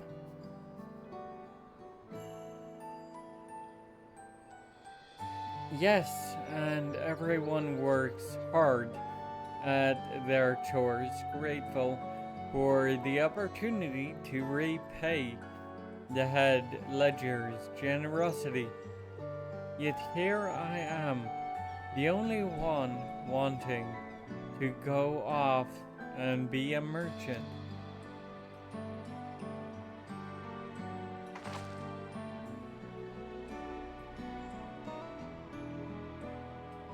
I'm sorry. I don't know why I'm telling you this. We need to keep trading things for your saddle. If you're to prepare for the first feat of gold, as it's mate harvesting season, they can't have too many quality hatchets, and to that Urqopacha's way. Add to that Urqopacha's way with people, and we should have no trouble of making a favorable deal. That's Meeplu herself over there. Pass the hatchet to the third promise, and let's get to bargaining.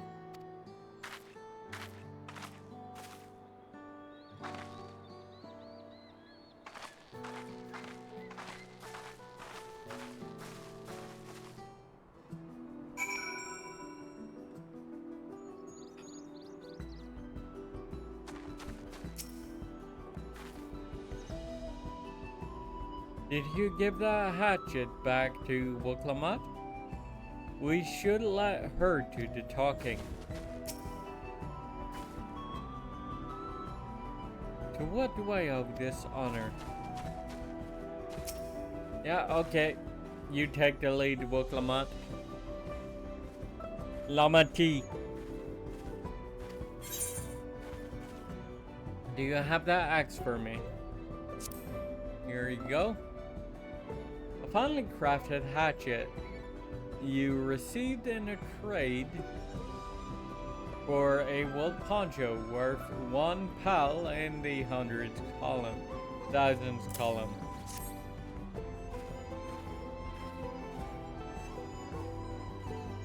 Thanks.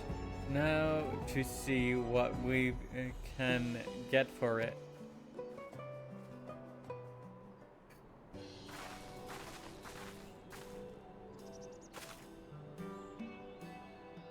You're Meeplu, the owner of the fields? I have a trade if you're interested. Well, the third promise. I might be convinced to entertain a proposal. What do you have to on offer? This hatchet, forged by a seasoned artisan, the razor edge of this exceptional tool will make light work of your crops.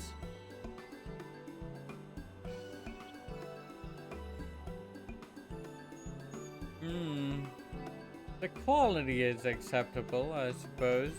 I offer you a large stack of mate leaves in exchange.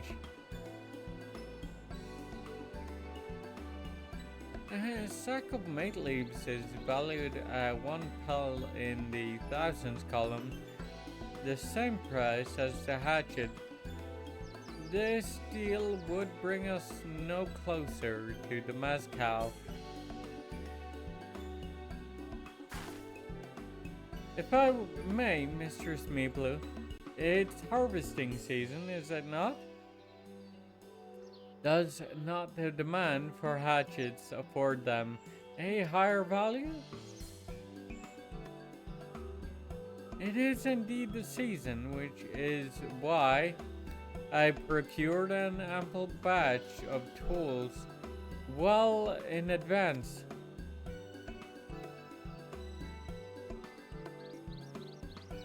We missed a window for demand. In that case, we'll have to fall back on connections. Think of it this way. A generous deal here will put you in the third promise's good graces. Surely that's worthy of consideration. I do not wish to give offense, but I must tell you that I stand with the second promise.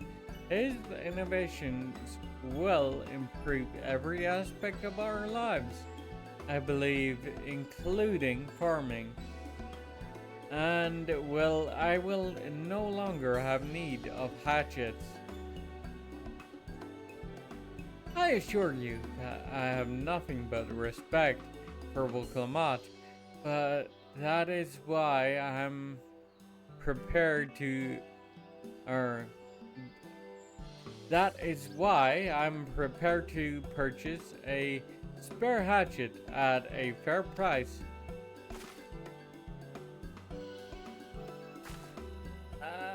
I suppose it is fair given your reasons, but we ourselves would be no better off for the transaction. How about this then?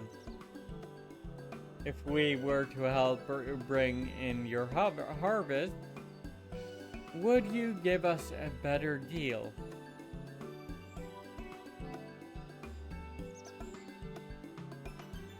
As a matter of fact, I would. Until Kawana's reforms come about, I can always use more hands in the fields. Then you can go ahead and add our labor to the bargain.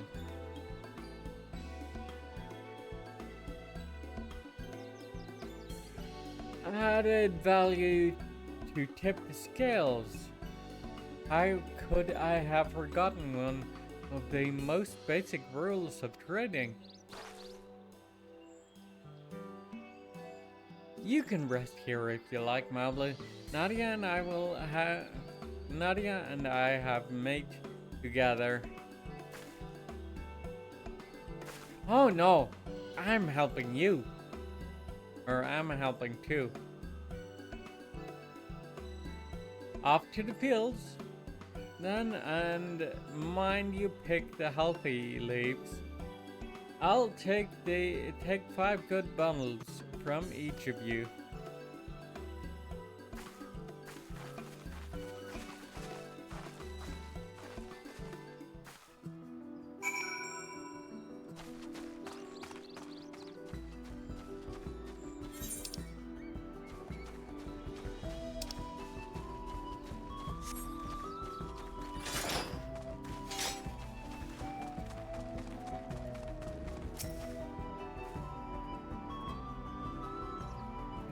Did you see how Urqopacha came to my rescue there?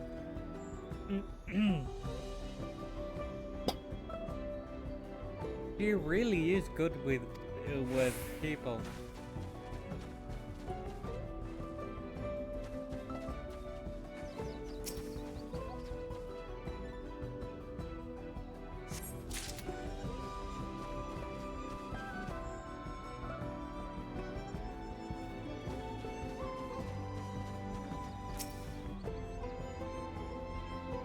There she is, okay.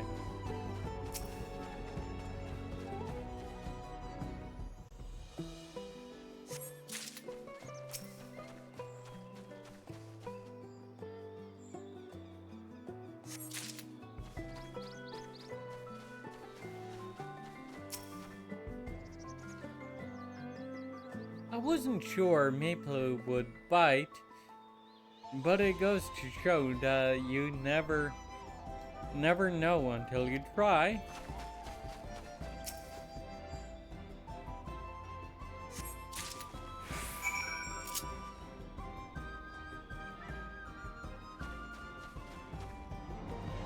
Okay.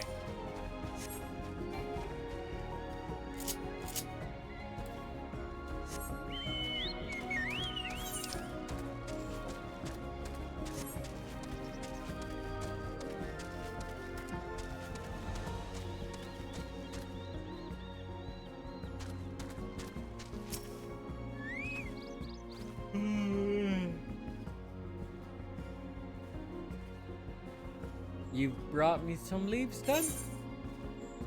Yep. A sizable pile of freshly harvested mate leaves.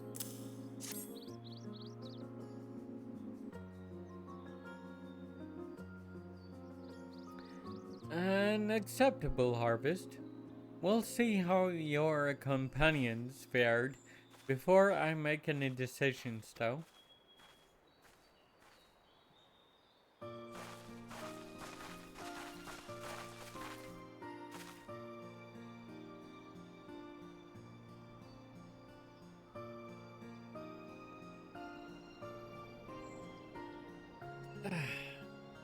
Here, we've brought you our share as well.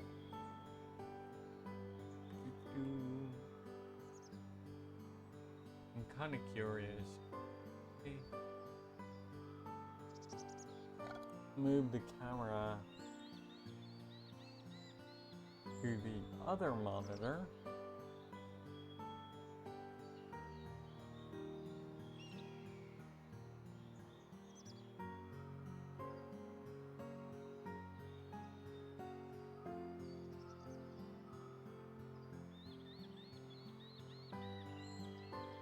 Here we've brought our share of the harvest.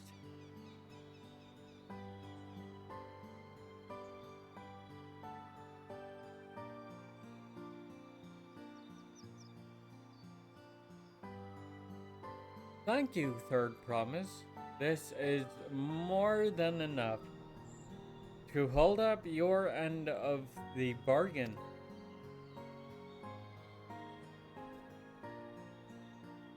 Now it's time to honor mine.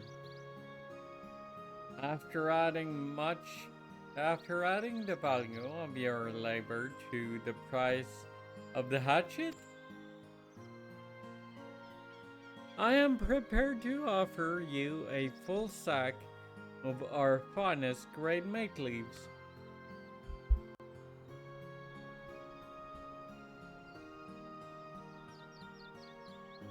Premium mate, bought at the shop. One sack of those leaves would cost no less than 5 pel in the thousands column.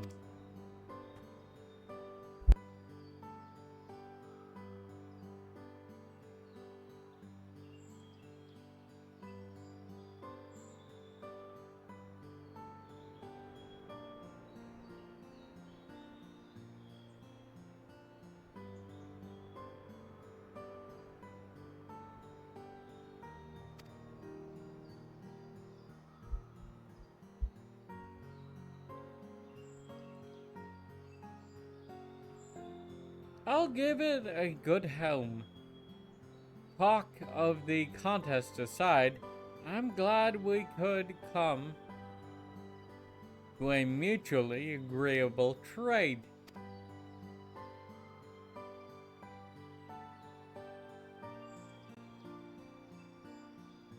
As am I. All the best with the rest of your harvest.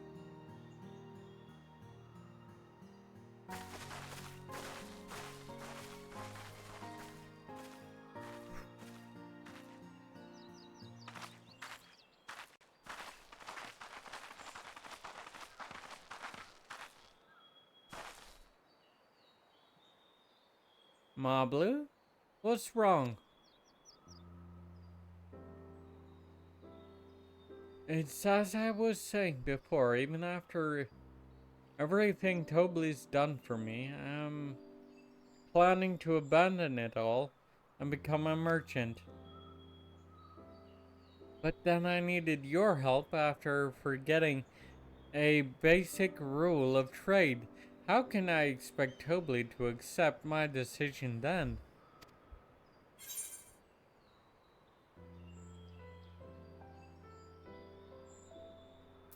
Have you...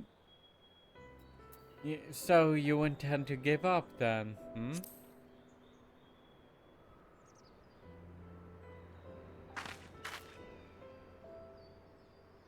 I can't! Not after getting a taste of real trading. I want to be a merchant more than ever.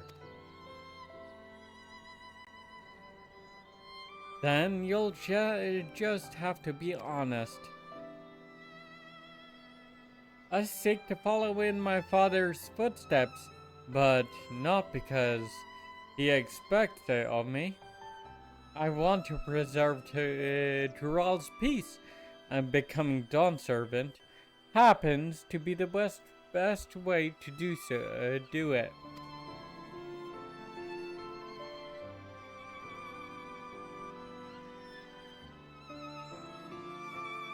You should live a life of your own choosing, and I wouldn't be surprised if Tobley held the same position, so talk to him.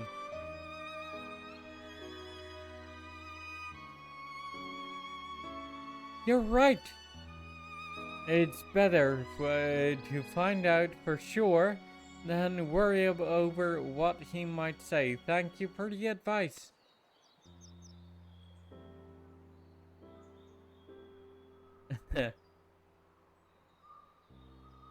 I know that smile is supposed to be reassuring, Lamati, but it was just concerning. But first, we have a saddle to buy. I want that success under my belt so I can be sure of my decision. What's next then? We try to trade our tea leaves for something halfway to 10,000 pal? No, I think we're close enough now. I say we go straight for the premium mezcal. Bargain our way into double the value, eh?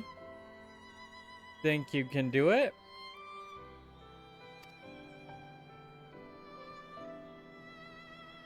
Trust me, I will make this trade work. I admire you, Third Promise, that you're holding your own against such strong competition. For the throne is inspiring.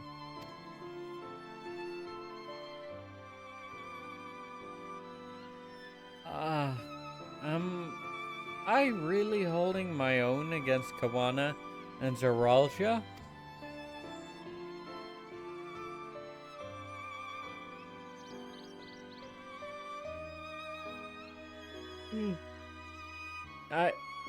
I mean, of course I am. I'm Urqopacha of the Dawn's Promise, after all.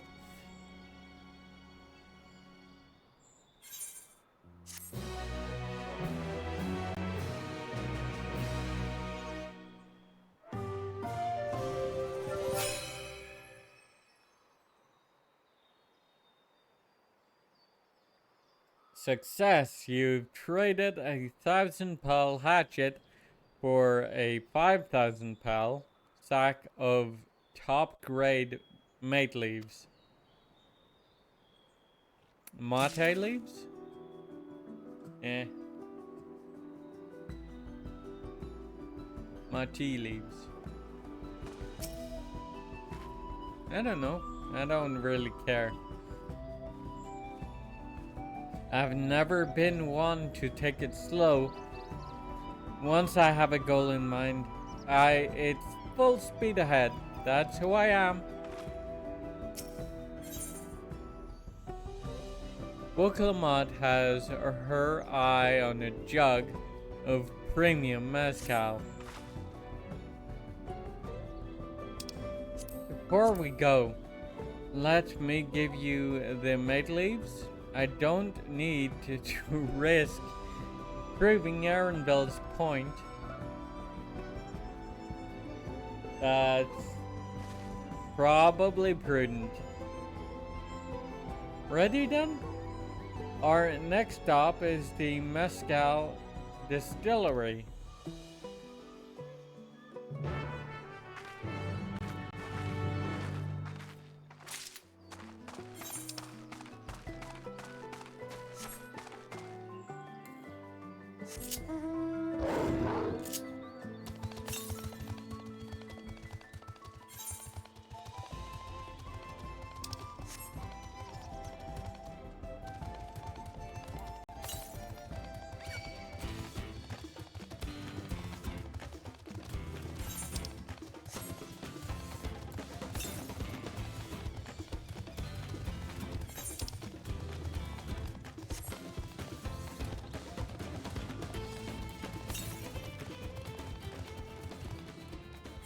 approximately 100 yalms to the north.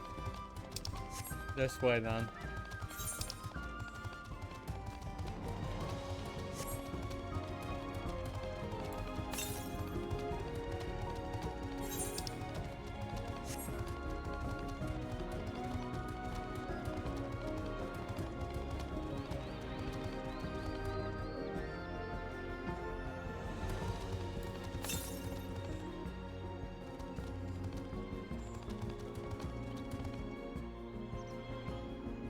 What did I say?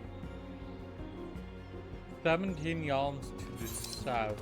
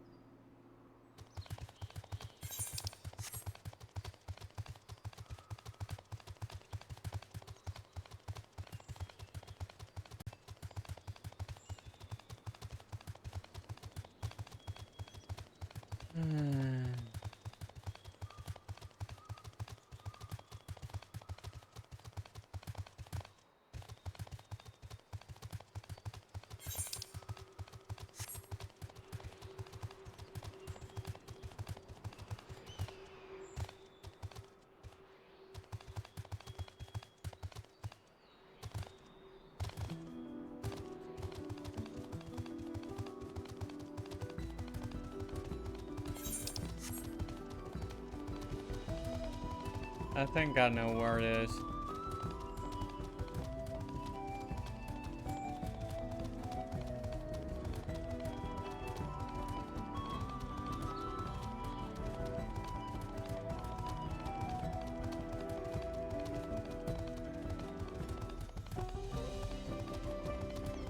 Yep, there's the current.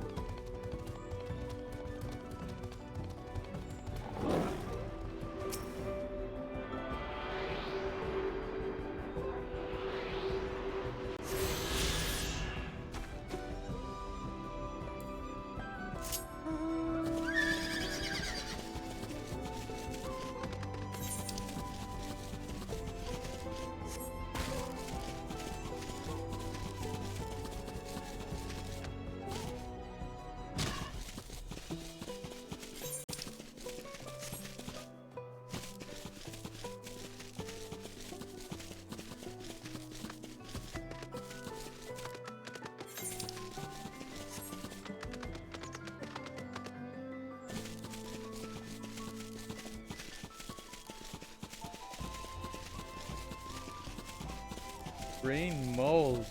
What?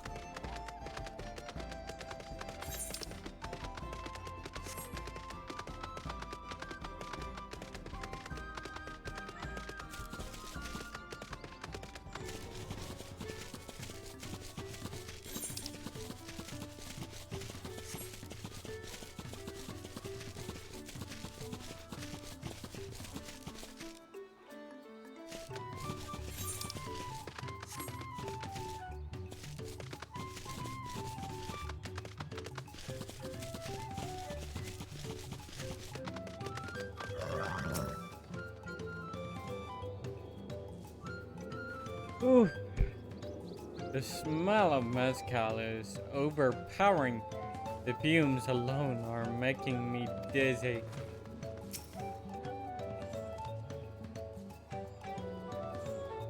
I sell mezcal directly from the distillery here. If you're a spirit drinker, I encourage you to give it a taste.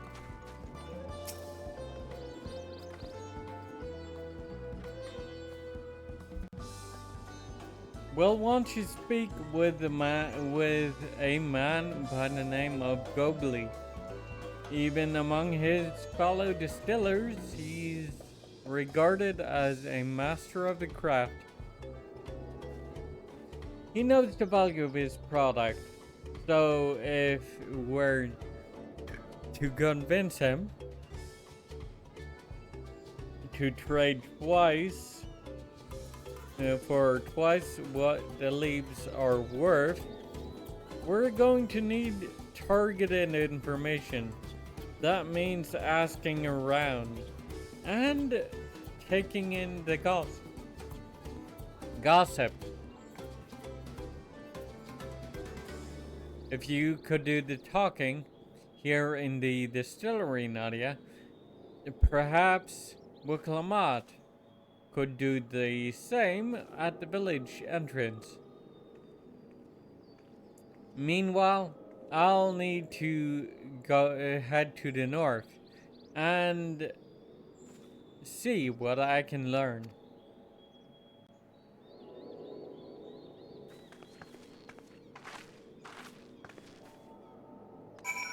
Bebelja. Me? I'm a chef from Tuliolal. I often come here to buy Gobley's mezcal, the finest in Tyrol, according to my customers. He always brings out a jug during our dealings, but I can't handle the stuff too well myself. I take small sips, not wanting to be impolite, you understand, but still end up so addled as to agree to whatever price he quotes me. It would be nice to have less potent refreshments during such conversations, else I might have to seriously reconsider our arrangement.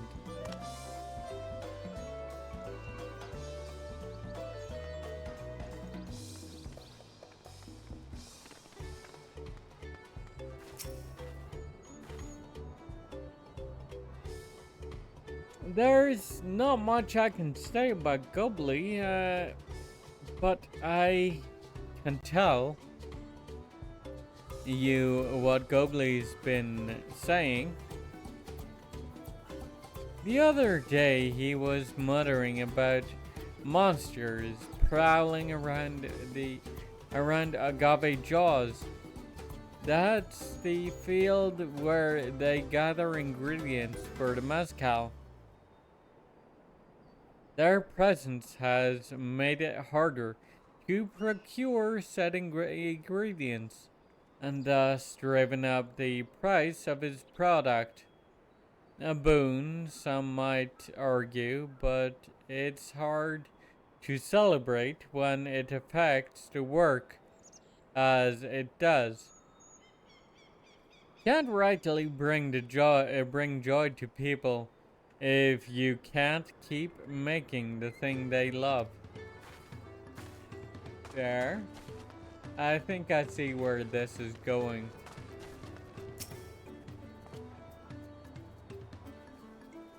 Gobley might be a deft hand at distilling, but he's got no sense when it comes to appearances. Rumor has it he's been invited to the palace for business negotiations.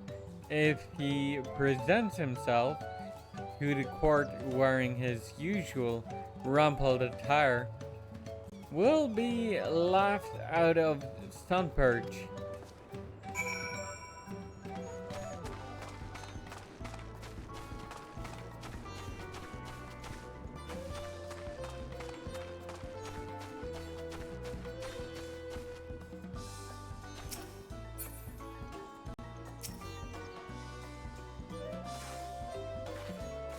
So, what did you find out?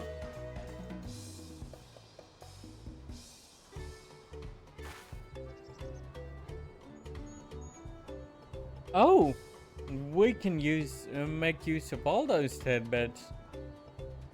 A deal is as good as sealed. As for me, I found out where Gobley is working. There's a millstone at the top of the slope behind the distillery. You go on ahead, and I'll bring Urqopacha.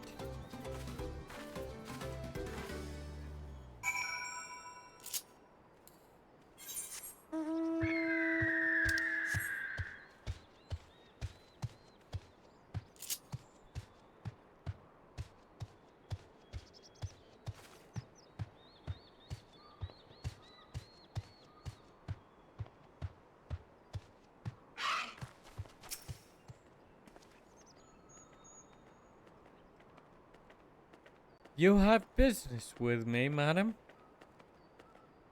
Why don't we talk down below, so as not to distract the alpaca from its work? Hello, bear.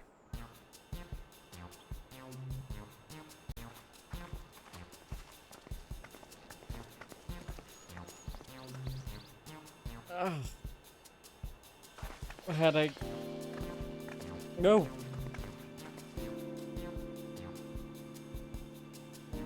Now, what's this about? Keep it brief if you would. I'm a busy man. We're in the market for a 3-year-old jug of premium mezcal. Assuming you have any on hand, that is. Ah, excellent choice. I must warn you though, it doesn't come cheap. We don't have PAL, but we can offer a sack of mate leaves in exchange a top grade stuff like the mezcal. No deal. Mate leaves are well and good, but I don't have any use for them.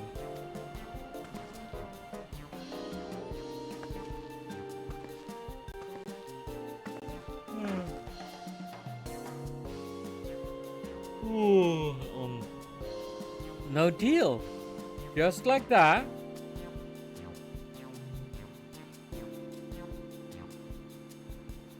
Still, I'd hate to send you away empty-handed. Why don't we sit a while and talk it over a cup of mezcal?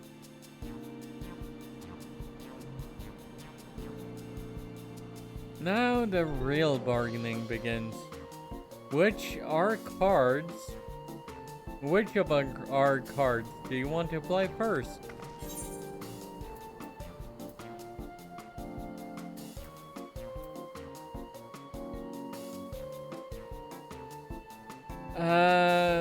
Gobley's invitation to the palace.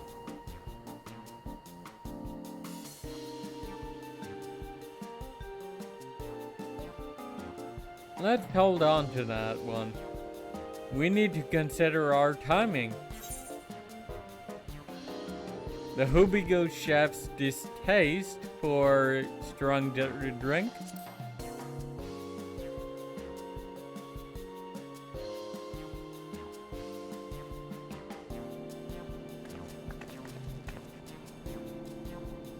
I appreciate your hospitality, but I'm afraid I can't hold my drink. I've heard one of your regular customers, Hubigo chef, is the same. Seeing as not everyone can enjoy mezcal, I wonder if you might benefit from having other refreshments to offer. Something like my tea, for instance.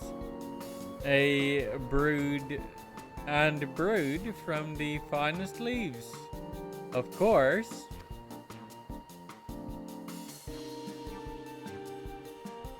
Ah, you're right. Absolutely right. I had noticed a growing reluctance on the part of my Hubigo friend, but I did not realize I myself was to blame. I must endeavor to be a better host. Still, Even with that added value in mind, no sack of leaves is worth the mezcal you're after.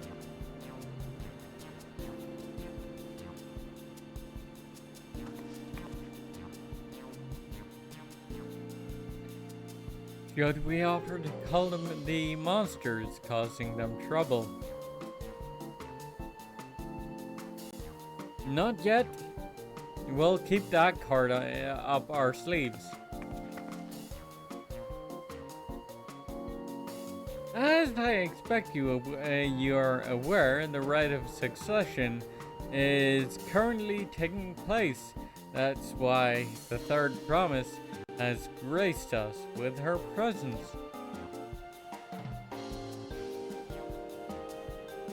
When the contest is decided, the subsequent ascension ceremony and banquet will be a prestigious affair. If your mezcal were to be served there, it would bring your distillery immeasurable fame. Wait, could it be that your rumored invitation to the palace is to discuss that very possibility?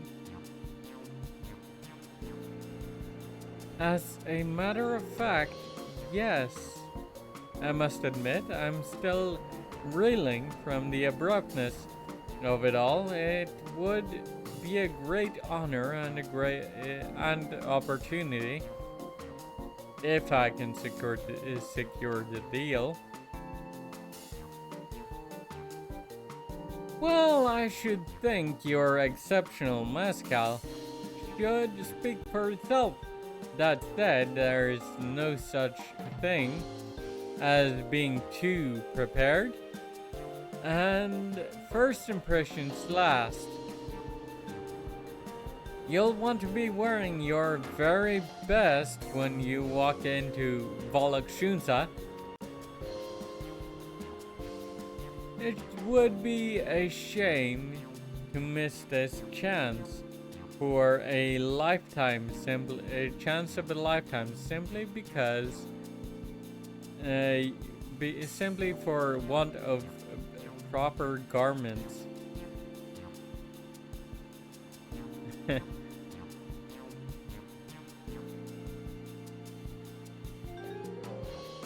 That it would. Are you saying you have garments to offer? Something ideal for court? We have no garment on hand, I'm afraid, but we can provide you with the next best thing. An introduction to a weaver. His name is Balnock, and his works are highly regarded in Tiliola.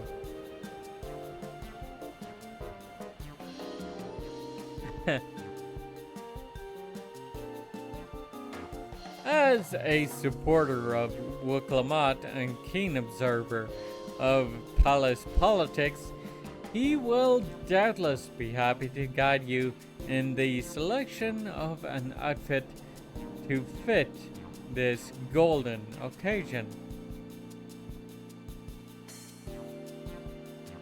That is certainly a tempting proposal, and one of which I should like to take full advantage. But the scales still aren't quite balancing.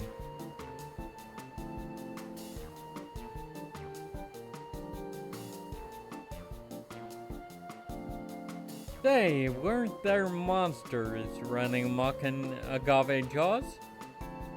That's a problem we could easily solve for you. Truly, I would be most grateful for your immediate assistance. I was resigned to hiring sellswords to clear them out. Factoring in that saved expense and introduction to a trusted weaver, this is shaping up to be a sound bargain. Alright, you have a deal.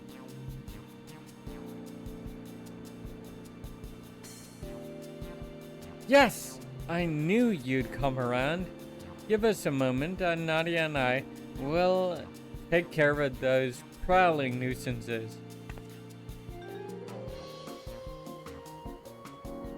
In the meantime, I'll use the time to pen an introductory letter to Bolnock. The fields you're looking for are just north of Watunpelo. Be safe.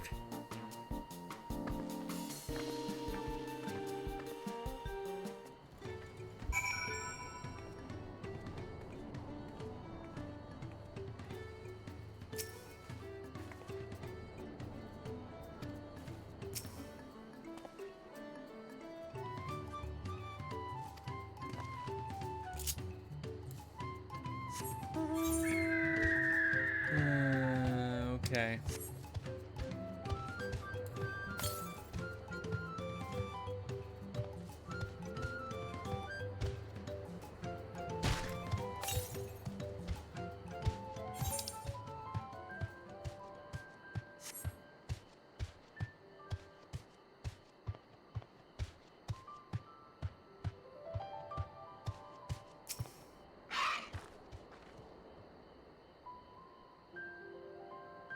That should be Agave Jaws just over there. This'll go faster if we split up. Come and find me once you've finished clearing out your share of the pests.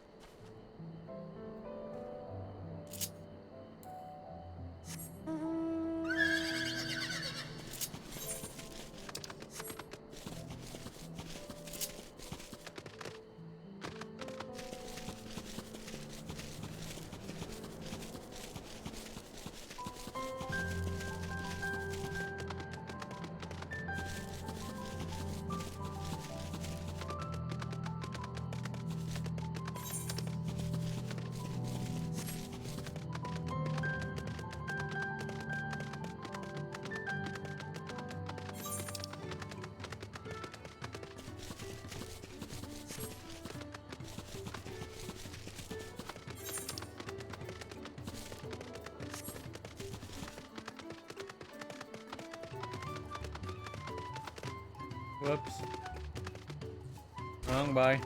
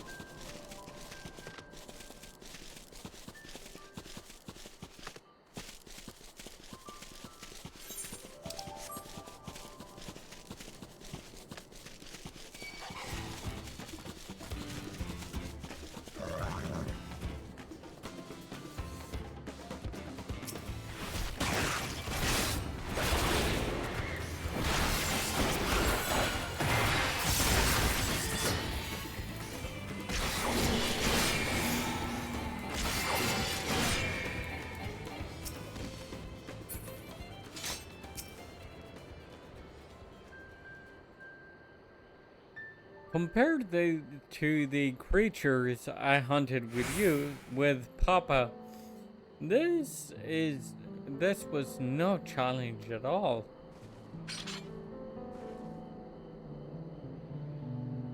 Come on, let's head back to the distillery. All that's left is to give Mablu the sack of leaves so she can seal the deal.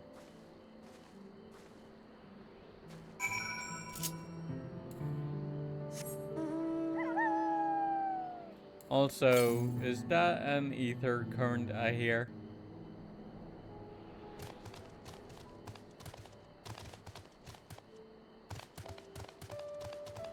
East. So, probably up this way, actually. Yep, there it is.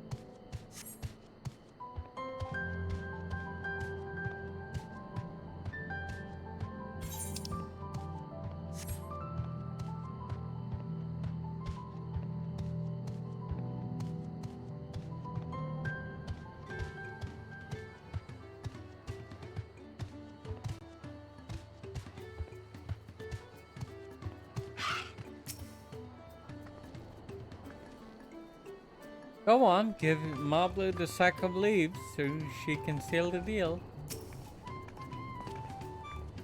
Finished already? Even hardened mercenaries would have taken longer. Well, I'm not your average hardened mercenary, believe me. Those monsters were no trouble for you, it seems. Now, if I could just have this sack of tea leaves.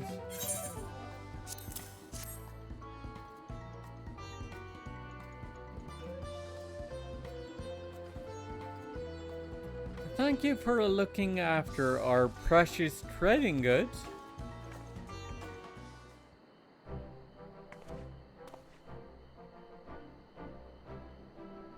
Your monster problem has been resolved, Master Gobley. Here are the mate leaves and a written deduction to Balnock, our introduction to Balnock, as agreed.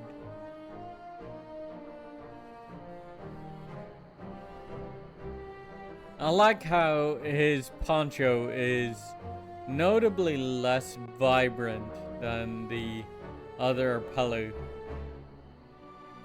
to say nothing of Mobley with her pink one. Then the deal is done. Here, your jug of premium mezcal, aged 3 years. Please, accept it with my compliments.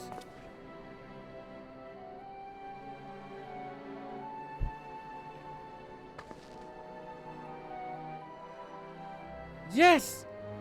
We finally have the mezcal. We finally have the mezcal. Especially you, Mobley.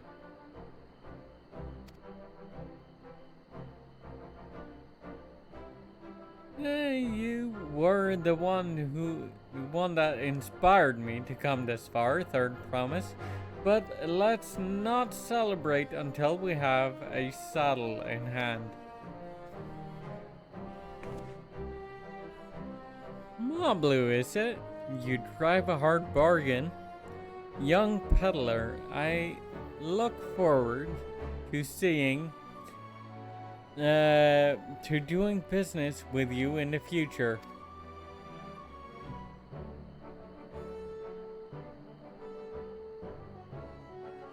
Thank you, but truth be told, I'm just a ranch hand for now. Should I ever become a proper merchant though, I'll be back to strike more deals with you.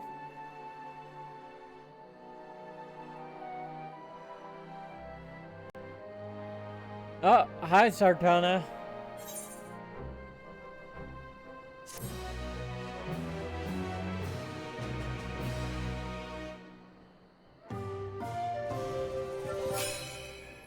Top grade mate leaves. Yeah.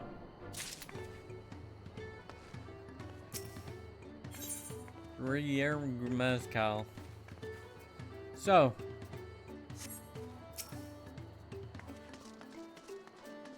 Master Gobley's praise makes me confident I can be a peddler after all. Well, a bit more confident than before, at least. I'm satisfied with our trade, and I trust you are too. Should you have need of more mezcal, you know where to find me. Urqopacha is ready to return to Hobley. Even at the palace, I don't think I have held a 10,000 pal jug of anything before. My hands won't stop shaking. Here, you'd better hold on to it until we get to the saddle maker.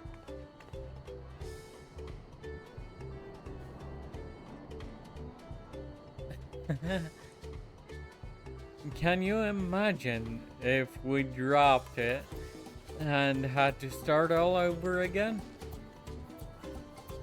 Luckily, Hobley's place is not far. We just need to head across the plaza.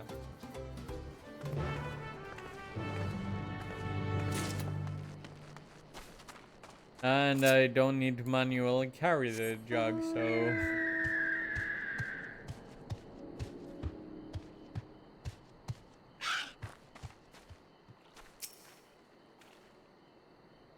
My price is final.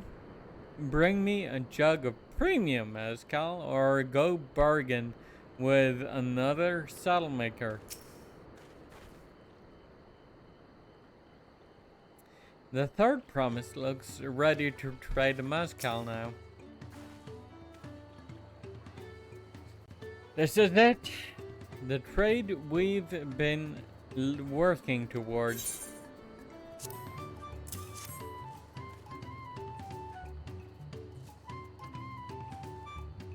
Whew. still in one piece, right? Time to make our deal.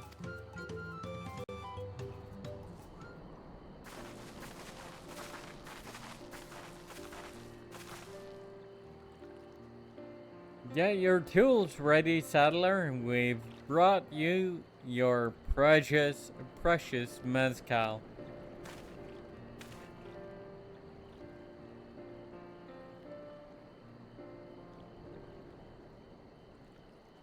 Wait, you actually got your hands on the jug, but you had nothing. A few measly clumps of wool.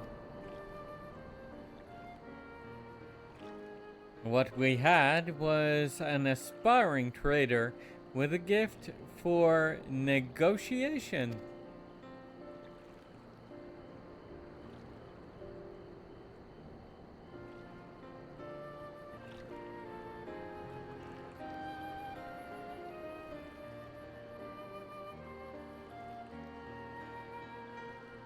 Although I'd sooner aid no claimant but Zeralja, I cannot go against the guiding principles of the Pelupelu. The trade is a fair one. I will craft your saddle, third promise. Great! Stay and wait if you like. I have all the requisite materials, so this won't take long.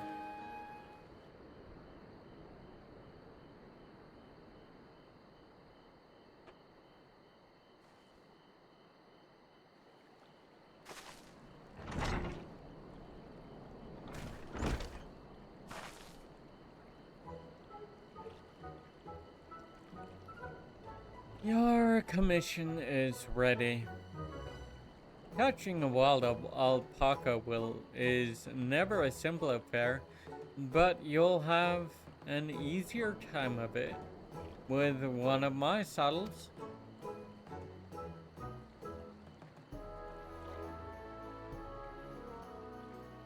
Now, if you don't mind, I have other work that needs finishing.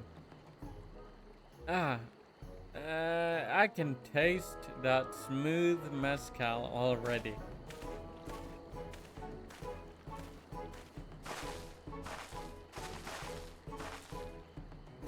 We did it! The saddle is ours. And to think, we started out with only a 100 pel basket of alpaca wool. Mablu, you are going to be an incredible merchant. Thank you. It makes me glad to hear you say that, third promise. We got what we came for, so let's return to the ranch. The others will be waiting.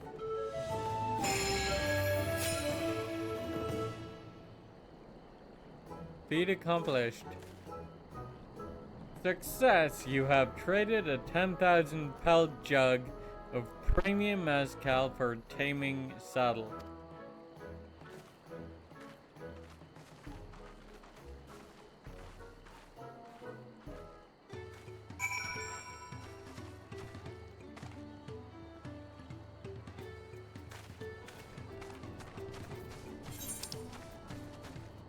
Right.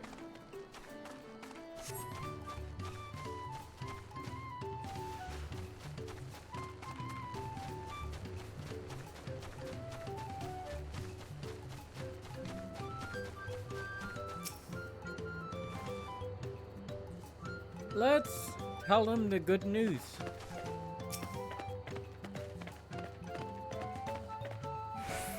You've been away for some time. I assume trading was productive. Tobley and Aaronville have been teaching us how to care for alpacas. One gentle girl ate the feed straight out of my hand. It looks like everyone's been pitching in with the alpacas.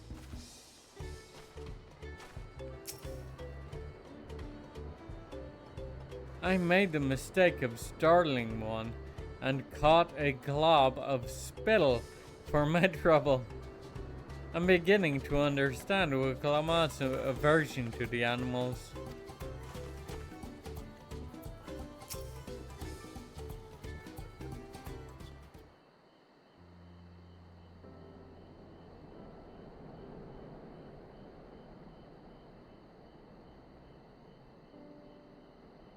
You've acquired the saddle then?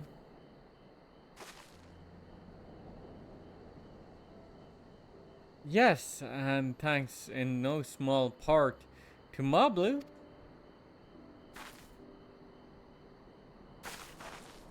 Before you rush off to catch an alpaca though, let me teach you how to saddle one.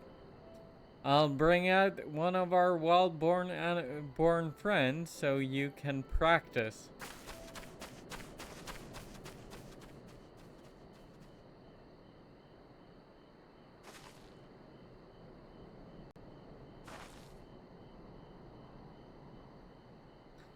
I know, this is something I need to learn.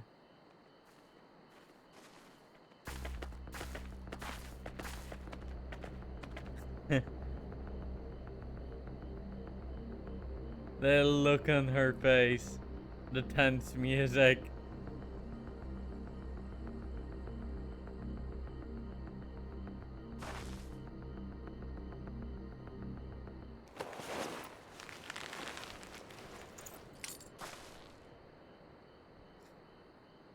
Great sunken goods. I did it.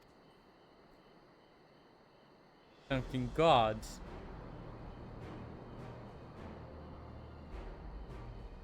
He hardly seemed bothered, much less inclined to spit, as if he was completely accepting of Urqopacha's touch.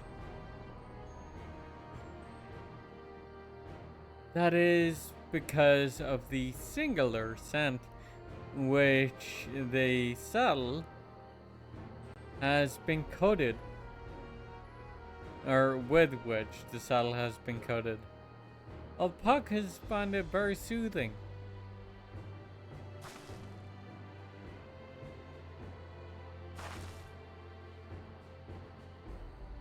You know, I've never taken a good long look at one of you before, but you're actually kind of cute. You're only now noticing that?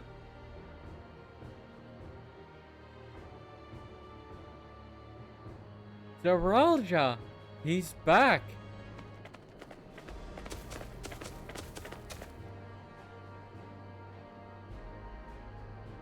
Having done exactly what he set out to do. That alpaca he's brought, is it just me or is it glowing? I've heard tales of such a beast. They say the golden alpaca lives a solitary existence deep in the valley, where it shuns the company of both man and its own kind.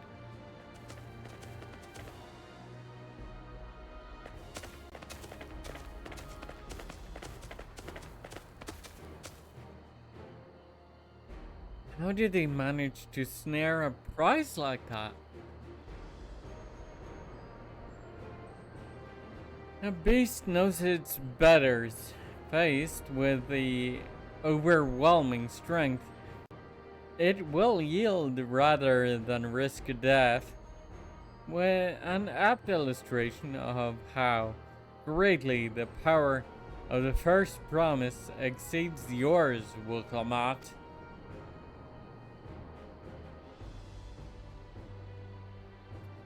Strength alone won't win him our father's throne.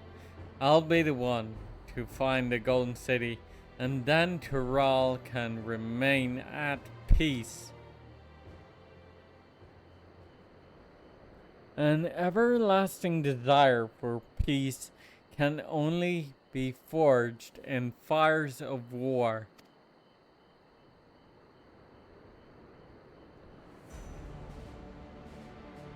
To unite as one, the people must be taught. They must suffer the horror of the hopelessness firsthand.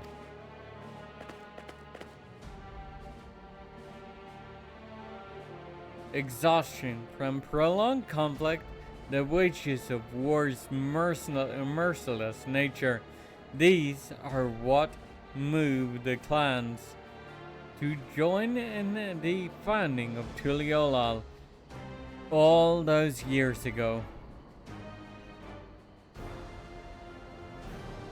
Consider the younger generation of this village. Since birth have they basked in the unbroken harmony, and behold, they regard war not as a tragedy, but an opportunity. Thus does the resilient son seek to provide education. He offers much needed lessons in the realities of conquest and a renewed appreciation for peacetime.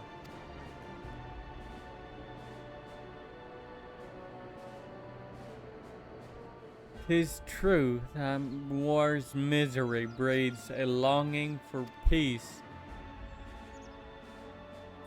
But I have seen with my own eyes what becomes of an empire forged through the violence you propose, the rebellions it spawned, and the ruins it left behind.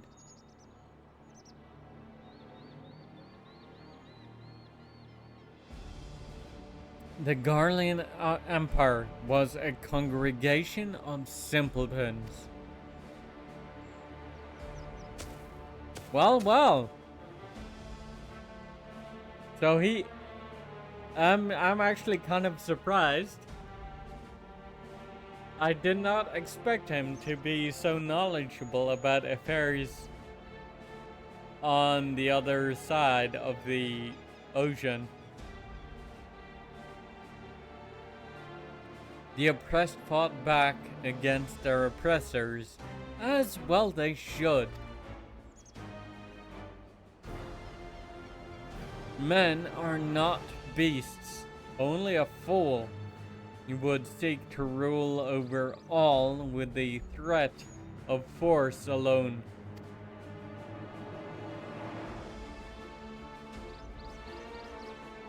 This is why Galul Jajao did not elevate the Mamulja, why he treated all clans with equal respect.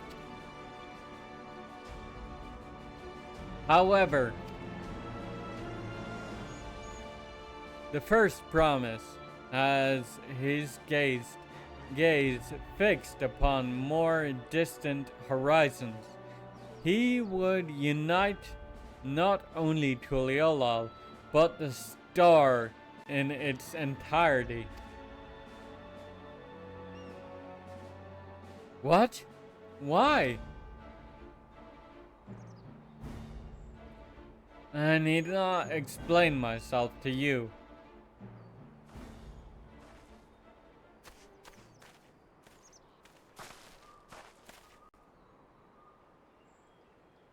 Oh, well done indeed.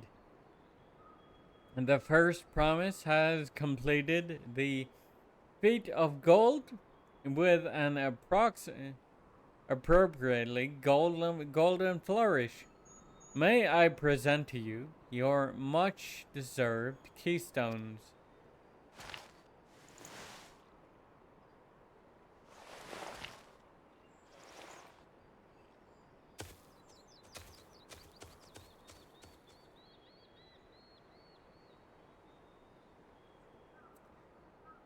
He's always been like that, never sharing his innermost thoughts with me or even with Kawana. It's like we're not even family.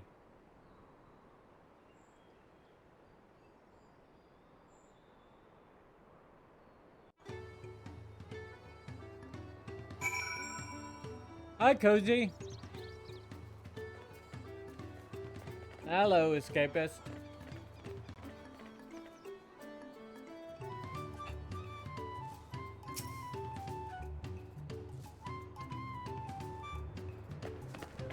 So, around the 3-hour mark.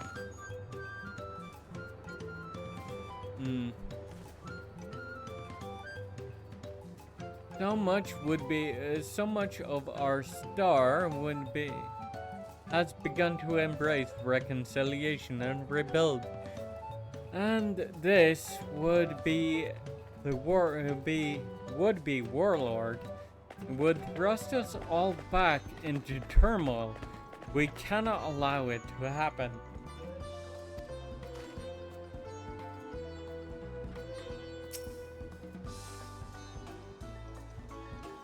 What kind of idiot thinks the world can be united with war?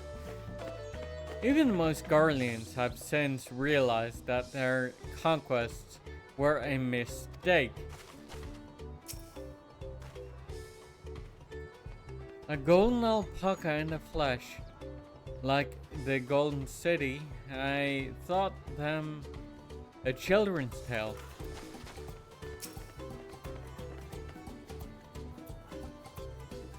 Zoralja is willing to go to war for his twisted vision of peace, but should he achieve this peace, then what?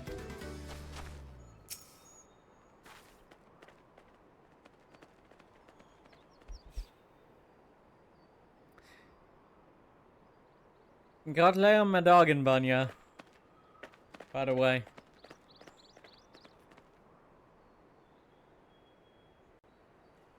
17th of May. I could never agree with Zoralja. I want Tuliolal to be a land of peace, now and always.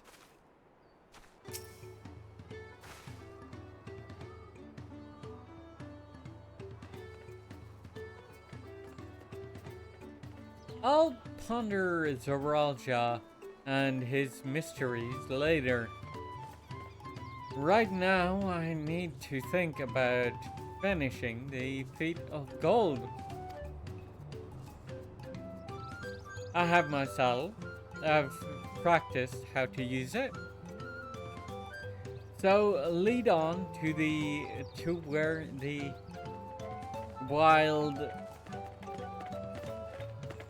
alpacas roam.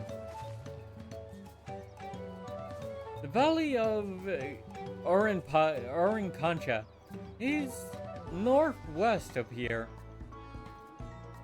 Come on, everyone. Even we can't enter ourselves. We can see Urqopacha off on her. Even if we can't enter ourselves, we can see Urqopacha off on her hunt.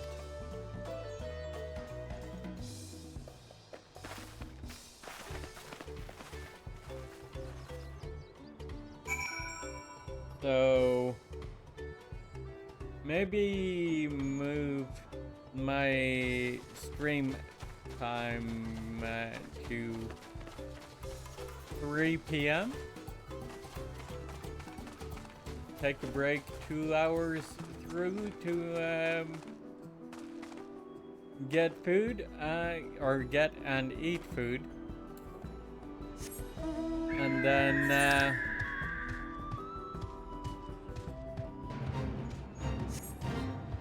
resume. Would that be would that be easier for you to attend, you think?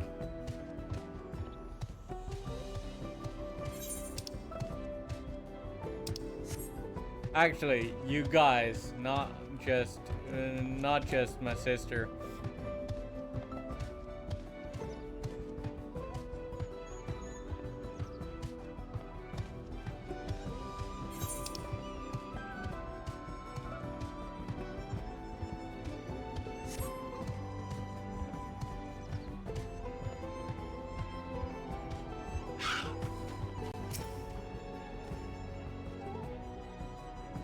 I've never set foot beyond this point. The valley is said to be home to fiends far more ferocious than spitting alpacas.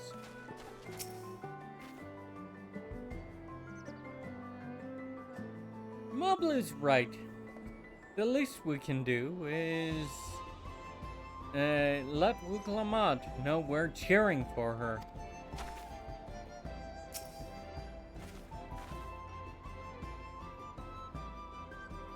Urqopacha is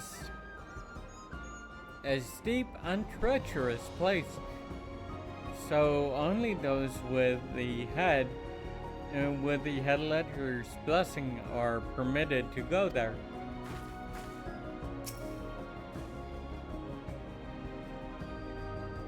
The Raja may have caught his alpaca first, but that doesn't mean Urqopacha is out of the running. She can do this.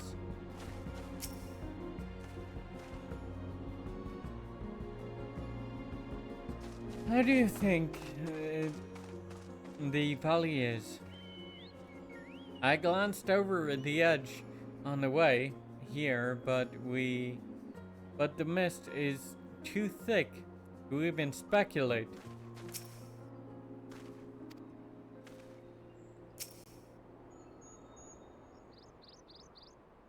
I can do this. I know I can.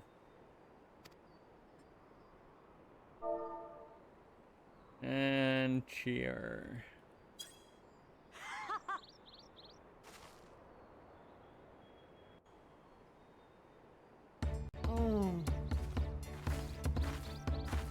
Good luck there, Promise! Thanks. I'll need it. Truth be told, still not sure about alpacas. I'd rather not go near one if I can help it. But if I'm to rule this nation, then I'll need to learn how to live with them. Tural is their home too.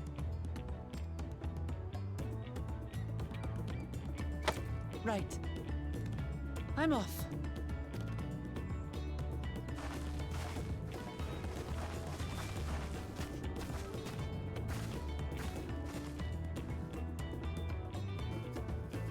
So, shall we head back to the ranch, or...?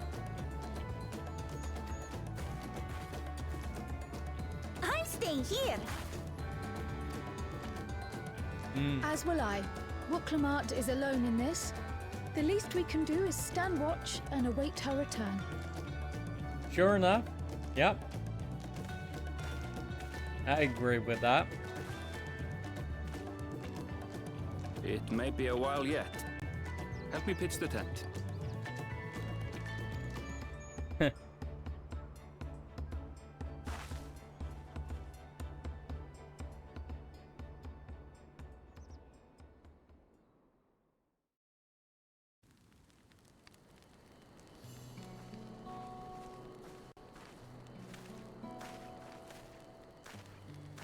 Trust a gleaner to come prepared for anything.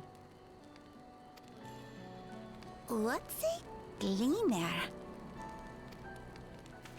Someone whose job it is to travel the world and procure uncommon things for their employers. Erenville specializes in finding animals, I believe. But aren't you a Shaitana from Shak Tural? Why did you cross the salt?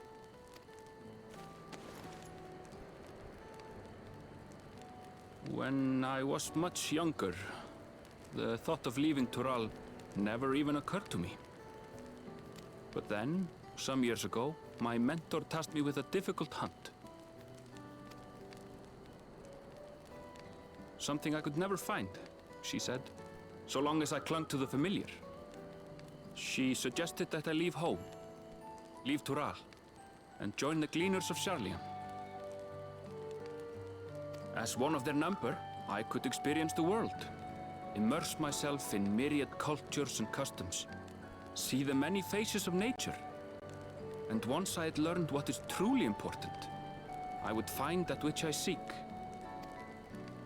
My younger self took those words to heart, and off I went to become a gleaner. Her words alone moved you to leave behind everything you'd ever known? You must have great respect for your mentor. As it happens, gleaner work was much to my liking, and I all but forgot why I had pursued it in the first place. Yet, events conspired to put me back on the trail I'd abandoned. Wait, are you saying you were tasked with finding this city of gold? I was.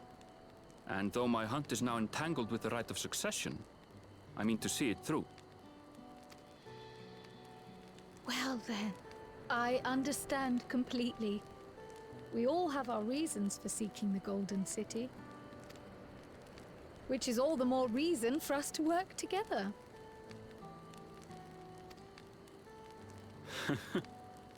Just so.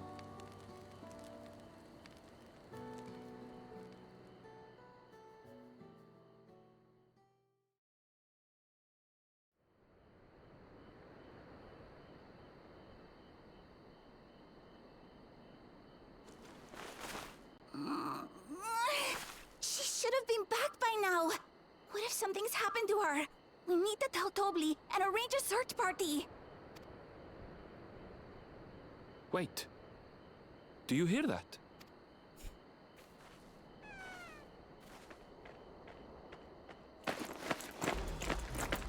There she is. With an alpaca of her own. Nice. I did it.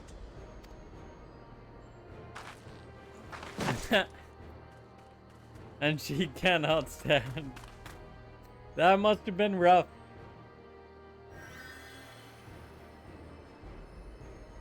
You're utterly spent, and small wonder.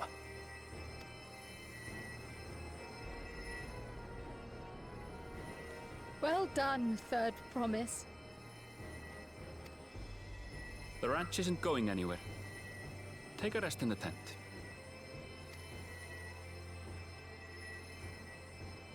I think I will. Thank you all for believing in me.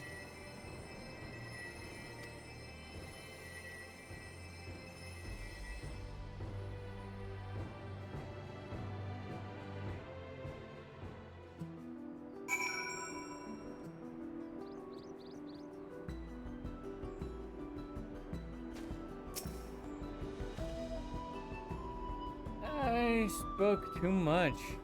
If Urqopacha is up to it, we should be heading back to Tobli.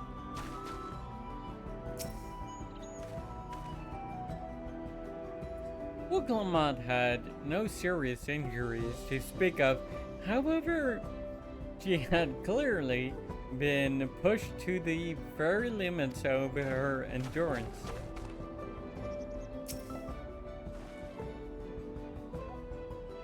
Thanks to Alphino and his healing hands, I can actually stand again. Maybe even walk.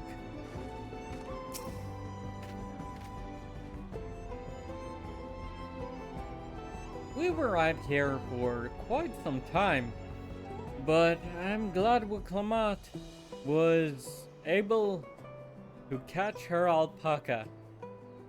And Urqopacha choosing to share his story with us was a welcome surprise.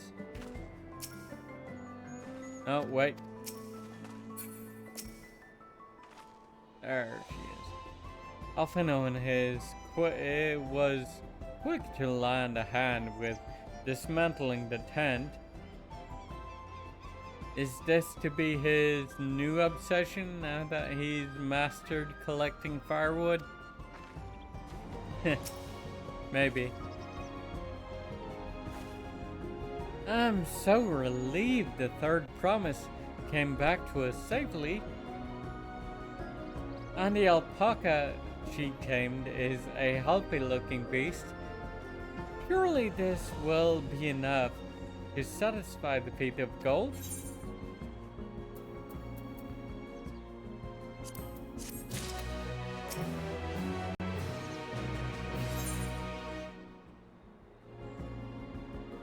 Knowing the Palu Palu, Mablu is minded to rush ahead to the village. Wokelmot still seems to be unsteady on her feet. Hardly surprising after she spent the night chasing alpacas. You know what will melt away fatigue like magic, though? Matey. I'll run to the ranch and get a pot brewing. That way you can take your time, and the tea will be ready when you arrive. Will it? Are you sure about that? As Mablu so wisely suggested, we shall set a slower pace for our exhausted third promise. Yeah? Are you sure about that, Alphino?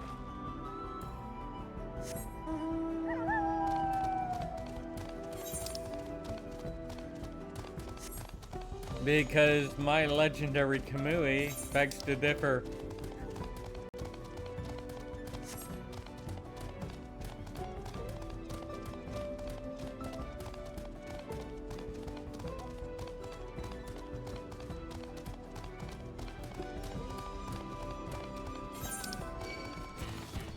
Oh, wait, no, that's the wrong way.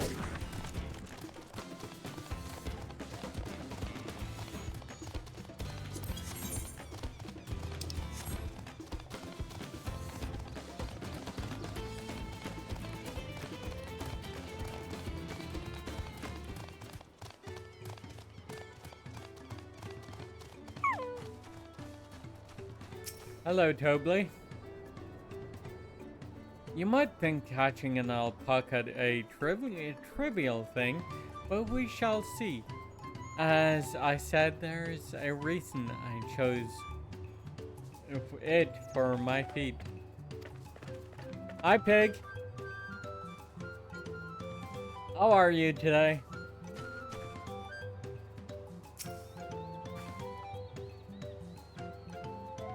Came back up ahead of the others, did you?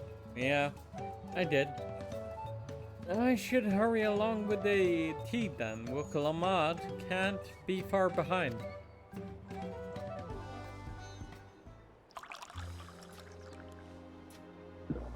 You had a night shift?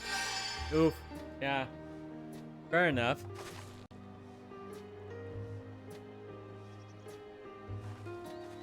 Oh, that tea really is magical. I feel better already.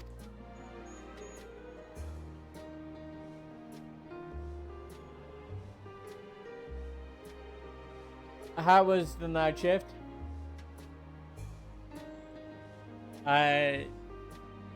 Calm and nothing out of the ordinary, I hope. I see you've become more comfortable around our fuzzy friends.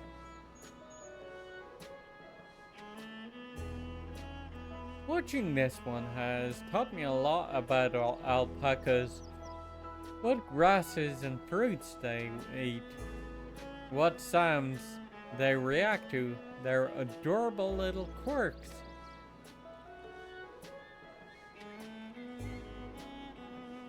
I guess I've grown kind of fond of them, she said while gritting her teeth. Welcome back, Third Promise. accomplished a feat of gold, have you?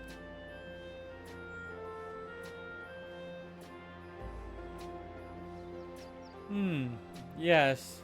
There is no mistaking a valley alpaca.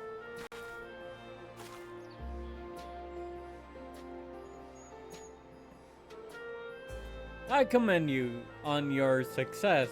Well done. Yes, we did it.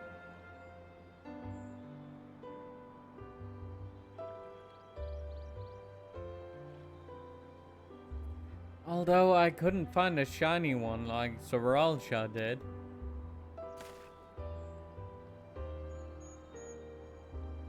I'd be surprised if you had. The golden alpacas are born once every few decades. They are elusive, solitary creatures that are rarely seen, much less captured, thanks to their innate physical and magical gifts.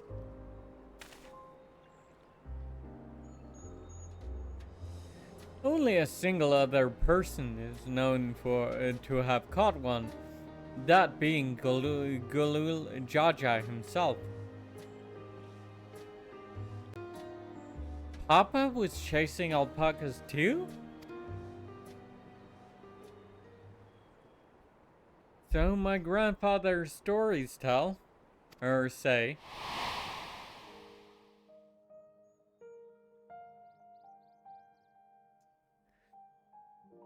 It was before the finding of Tuliolal, in a time when the mountain giants, the Yakui, held our people in thrall.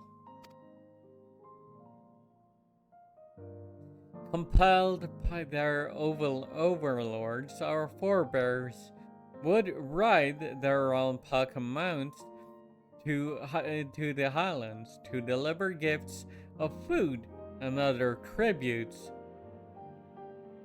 Those were wretched days, to hear grandfather tell it.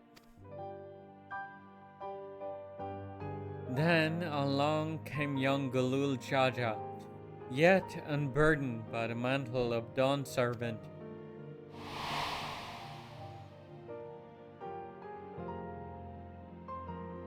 Our people were amazed by this imposing two-headed figure, equal to the Yakui in stature, and puzzled by his entourage of mismatched companions. A Moblin, a Hanu, and there's a Rogadin, and yeah, a Shibral, I believe they're called here. Some trembled in fear, believing their new conqueror had come. Yet Gulul Jaja showed no such inclinations.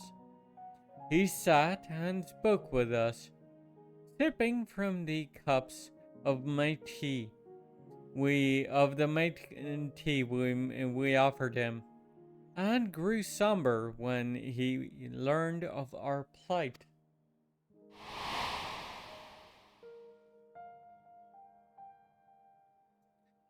None could have anticipated what their visitor decided to do next.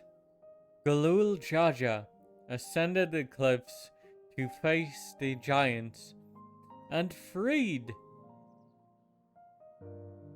the Pelu from the Yakui's subjugation.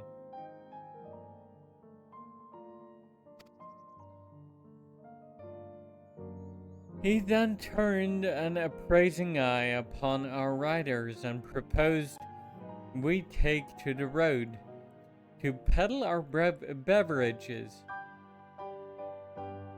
The suggestion seemed obvious for one who traveled as he did. intent on fostering amity between the clans.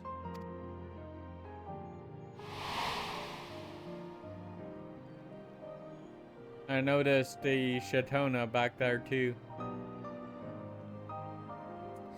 So it was that a few words from Galul Jaja transformed us into a clan of itinerant merchants.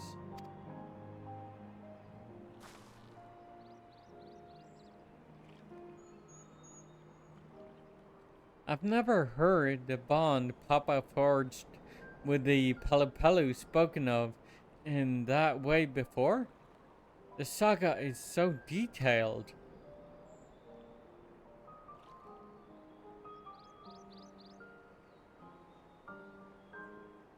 Then you may not know that Galul Jaja sought a sure-footed guide to trek up into the highlands.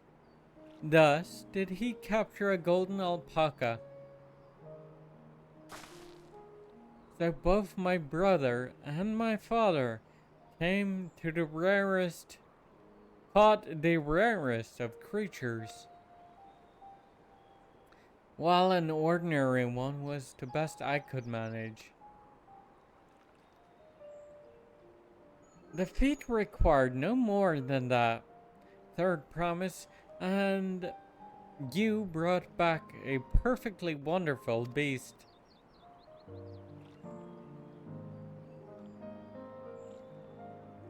Mablu's right.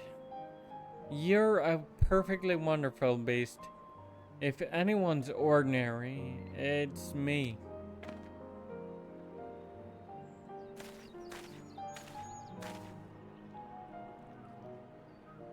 Not only did you accomplish the feat of gold, you also made many trades and brought joy to many people in the true Pelupelu fashion. I sorely doubt your sibling could have achieved the same result. You should be proud of the achievements which earned you your keystone.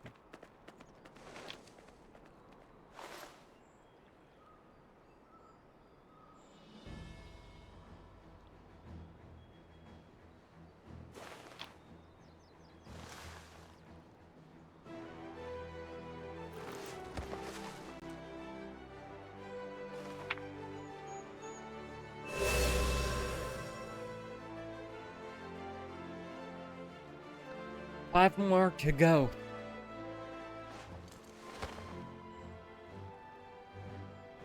You're well on your way, third promise.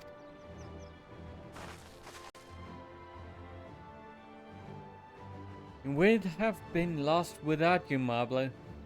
Thanks to you, I learned so much about the Pelu people and your customs. It might seem obvious, but I have come to realize the importance of properly knowing something.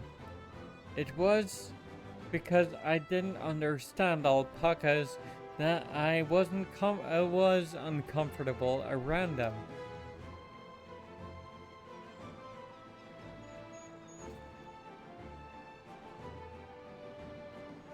I'm thankful to you as well. Urqopacha, you've given me the courage to say what I wasn't sure I could ever say.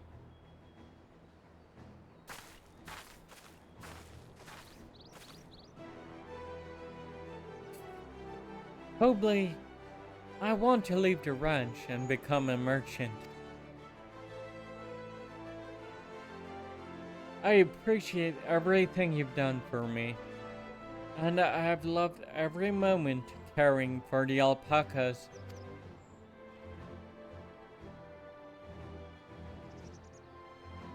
But this is something I need to do. I need to walk my own path and make my own trades.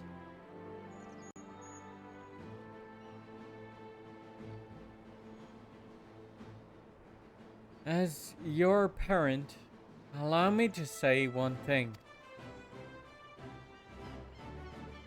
I've always tried to give you my words, lives filled with as much happiness as I could provide.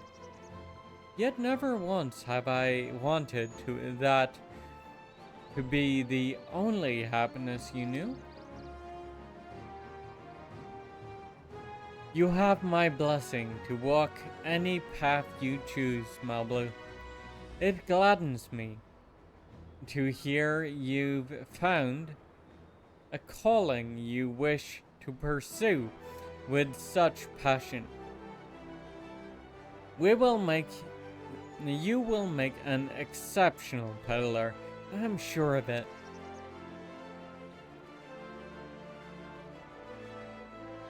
It's subtle, but you can tell in the structure of their faces, not just on the color of their ponchos, what gender they are. Thank you, Tobley. What did I tell you, Malblue?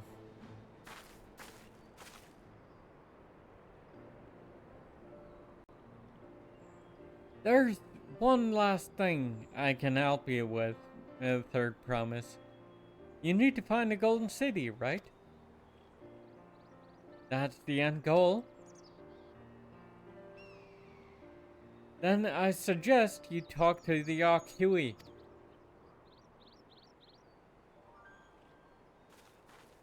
Yarkhui?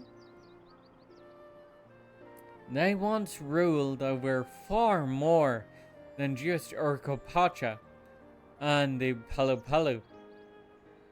1,000 years ago, they were the overlords of Yogg-Tyrol and all its peoples.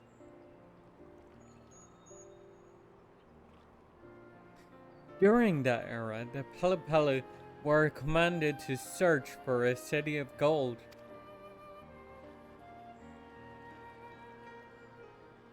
They scoured every corner of the continent, but never found any trace of that fabled place.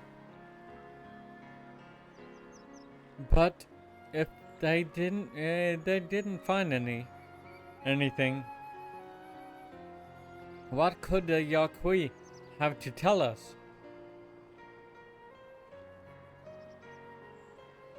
They may not have found it, but the fact that they thought to look for it at all makes me curious. Perhaps there is value in delving into how the legend originated.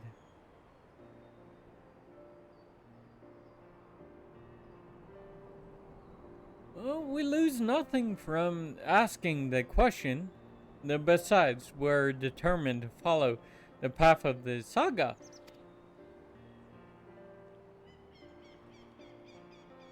We'll be visiting the giants eventually.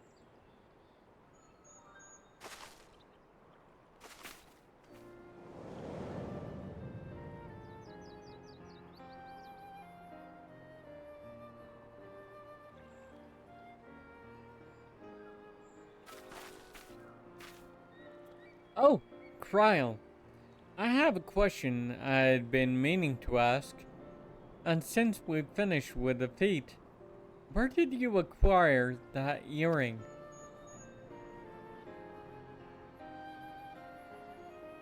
My earring? Do you recognize it? Yes. Jesus, just like it. First became fashionable in Yogg-Tyrol around 20 years ago. Since then, it's become common to wear one as a charm for safe travel.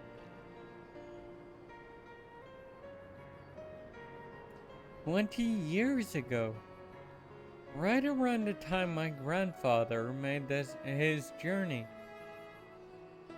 Yet, The Dawn Servant implied the earring was connected to the Golden City in some way. Surely there was more to its significance than simple fashion.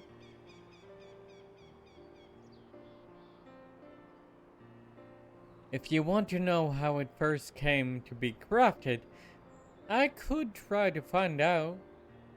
Seeing as it's a regular seller for many merchants, I'm curious to learn about it myself. I would appreciate that very much. Thank you. Jumping feet first into the peddler business, eh, Mobley?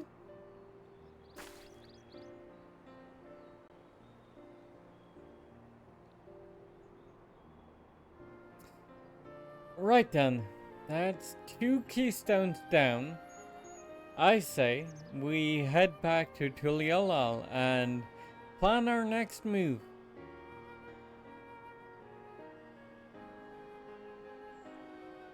Farewell for now, and thanks for all your help.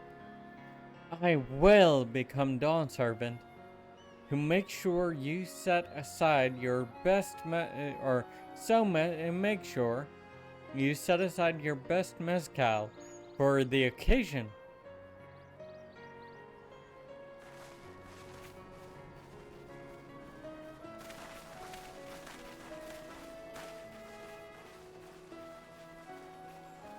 She has a fearsome opponent in a brother of hers.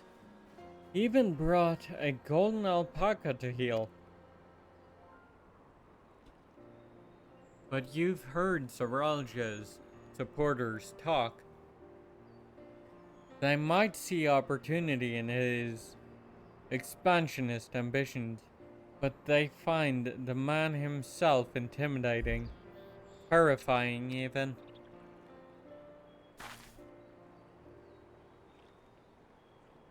Whereas I've grown to love Urqopacha. Everyone she meets will come to love her too. And that's why she'll win the throne.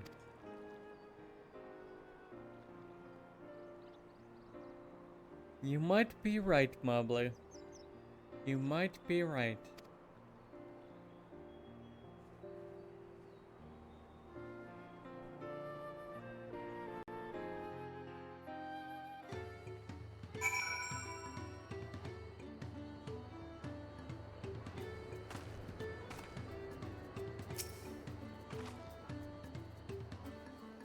I expected as much, given from the moment I saw him, but winning the contest against Aralja will not be easy. I never dared hope we would find a lead for this earring mystery so quickly.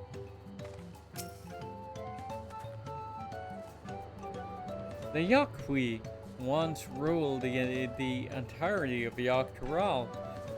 I'm curious to see what has become of them.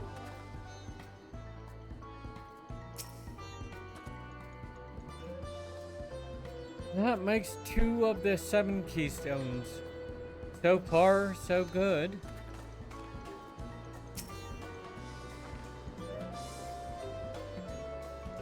It feels good to have the feet of gold safely under our belt. Even if my victory pales beside Zaralja and his shiny golden alpaca.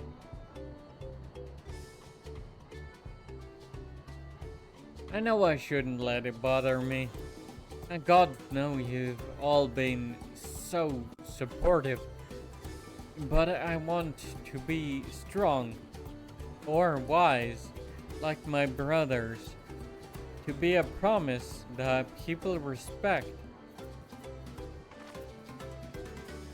Which is not likely if I stand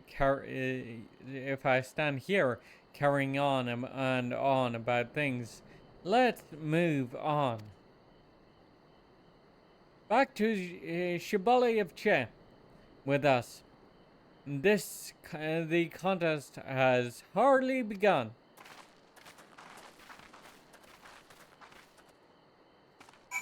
Uh-huh.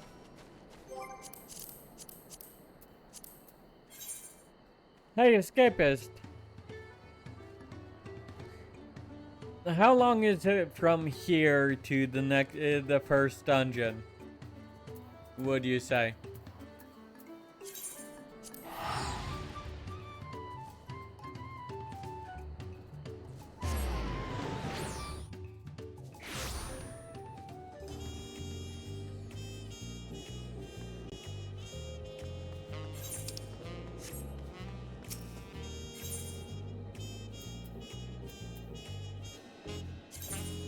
And if there are anybody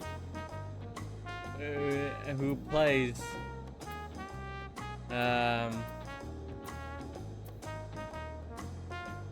Final Fantasy in the crowd besides my sister, that's fine too. You can answer as well.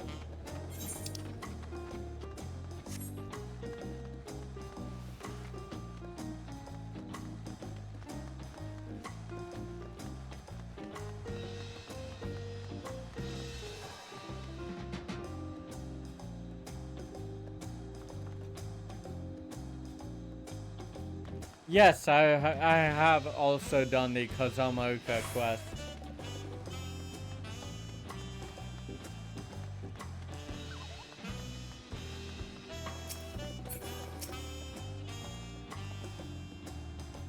A golden alpaca alone. I may have tried to track the beast myself. Traveling with so large and diverse a group as this,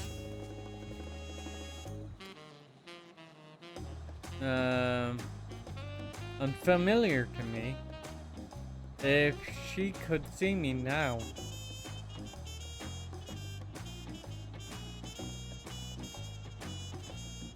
All right. Do you wanna data center hop over and do it together?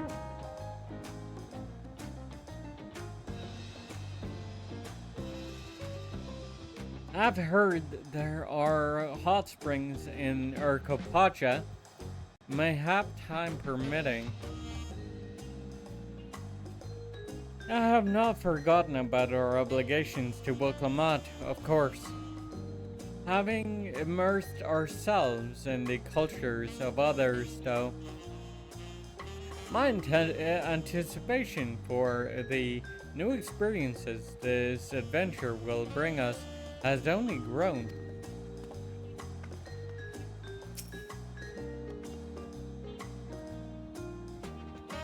The pillow remind me of Lollapal, never letting their size slow them down or hold them back. They might move at their own pace, making their textiles and mezcal and raise alpacas to bear them to market. All musings aside, we've made a good start on these challenges. Hopefully we can keep it up.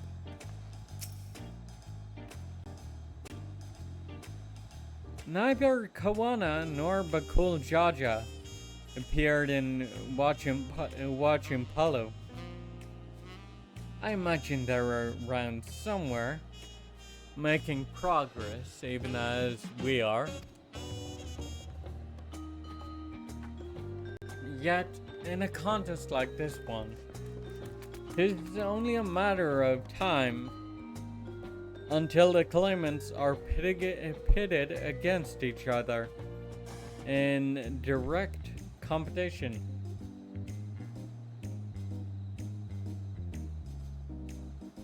All right. Send me a tell when you're on, and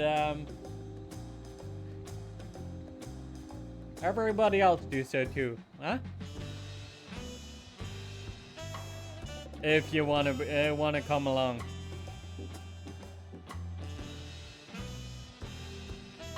Yet, in a contest like this one, it's only a matter of time until the claimants are pitted against each other in direct competition. Yeah. Right, I read that.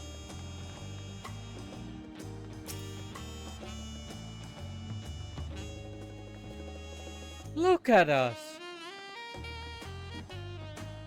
The contest has barely begun, and we already have 2 keystones. Surely even my talented brothers aren't doing this well. We can only hope.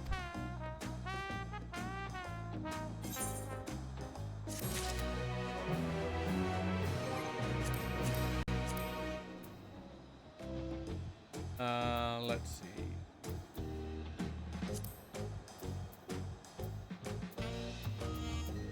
Fellowship, no, link shells. Cross-world link shells.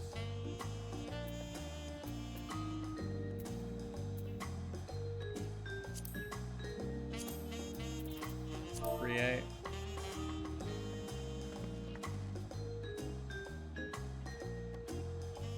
Desert. Air. International.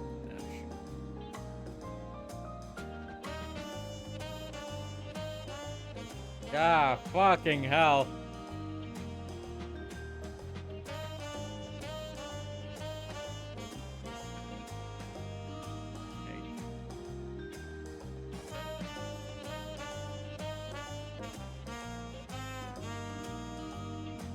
Better. Okay. Yeah.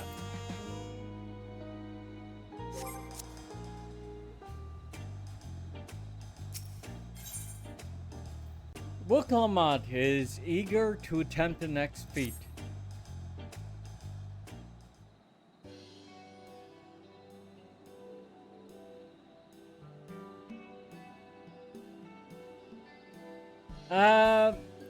If you go to your login, go to your character selection screen, right click on the character, you should be able to transfer that character over to another data center.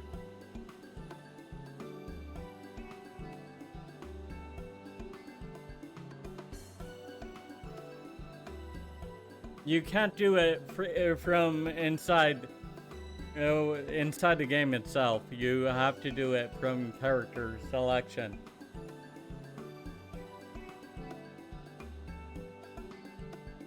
That's strange. I believe on Ether, and I can data center travel to or Ether, or is it Crystal? And I can data center travel to Oceania if I like, so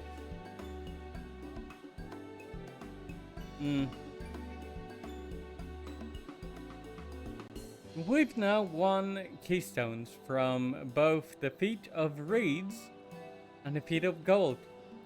Surely the reason that means our approach to the contest was the right one.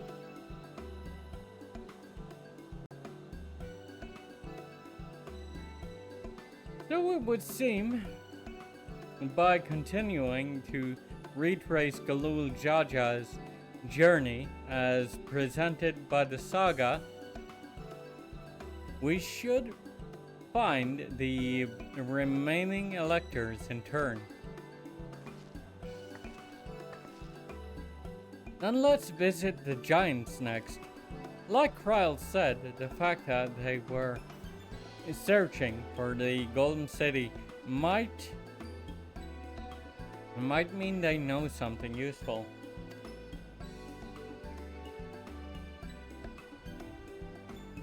The home of the Urqui is in the upper reaches of Urqopacha.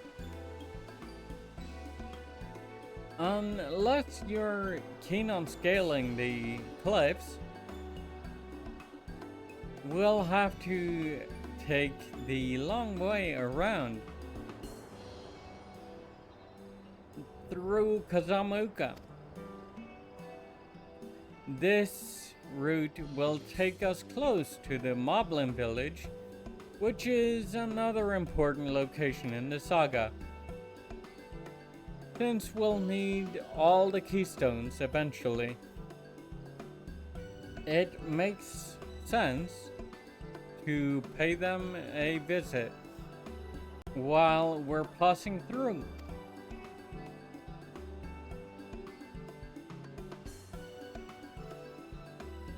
So we call on the Moblins first then. Let's head there right now. I'm afraid right now is going to be a problem.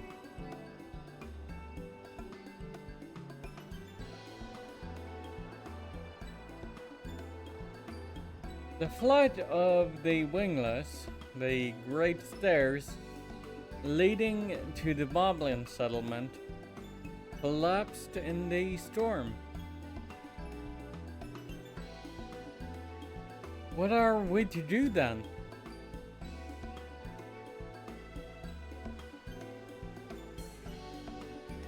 There is an alternative, but it requires preparation.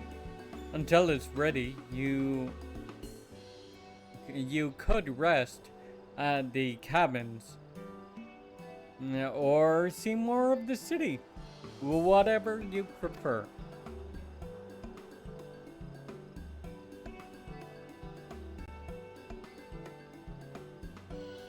Just to be sure, you'll accept any method of travel as long as it gets to our destination? Of course. Who do you take me for? Then as your guide, I will see to the arrangement.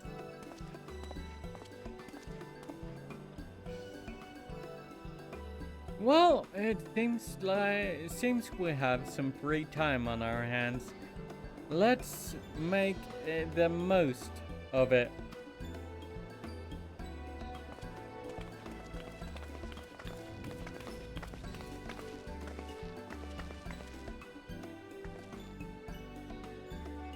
I need to get my axe repaired. I nicked the blade pretty badly when I took a swing at Bakul Jaja. That reminds me, I never got around to introducing you to Ropley, did I? He's the man in charge of Wachumachichi, and a good person to know. Want to come along?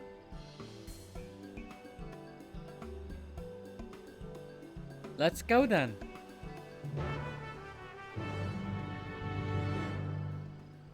Okay.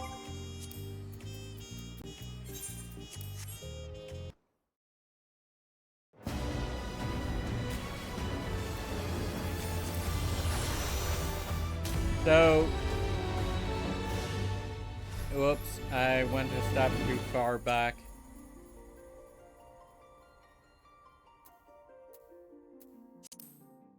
Or I went a step too far. So, what you're gonna need to do is go out here to the and select data center, Oceania, but I could select that, I believe, to get where you're at, which is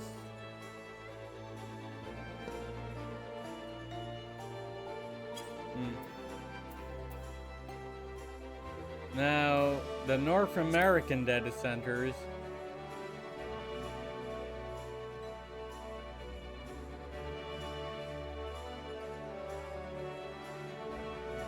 You're in Chaos. Okay, so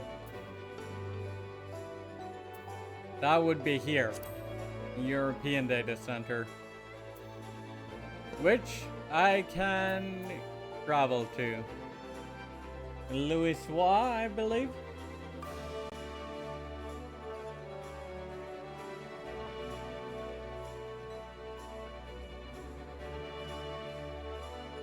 I assume it's Louis. But if you go back to the main menu, select data center, then Crystal, Balmung should be at the very top. Phantom, fair enough.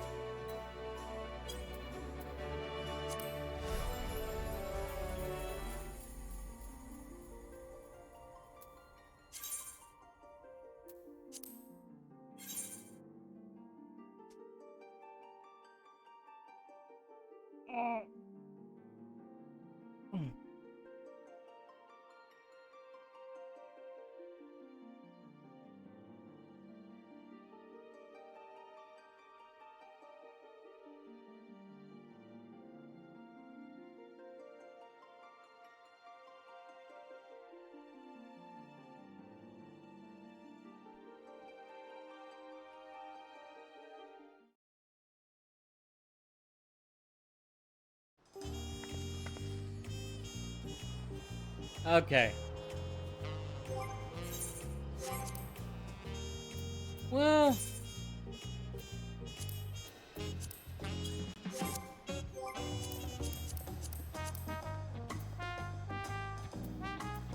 I think let me add you to my my friend list and the cross-world cross-world link shell that I just made.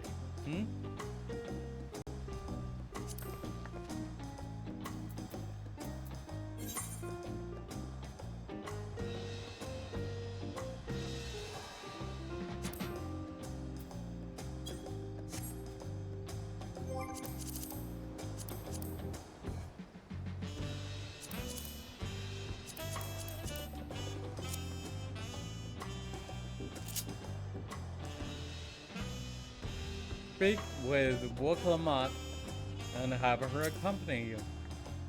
Fair enough. Ready?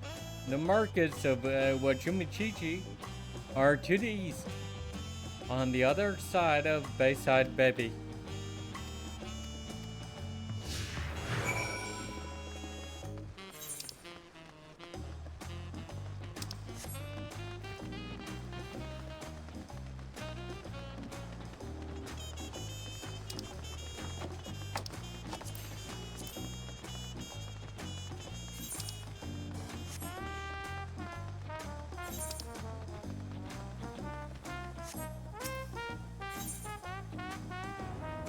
Discuss on Tails Tacos.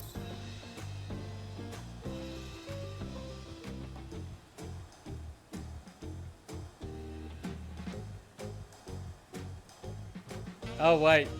Yeah, no. Whoops. That's my bad.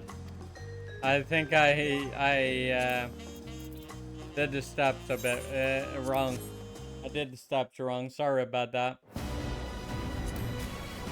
Go into your character selection. Choose your character. And from there, visit another data center.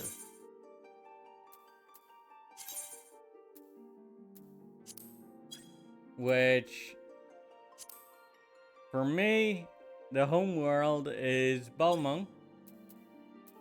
Now, if I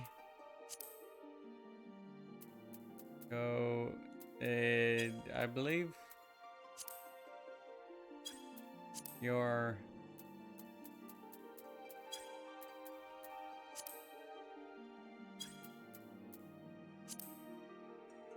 materia. Ravana Sophia is a separate servant in Bismarck. Those aren't right.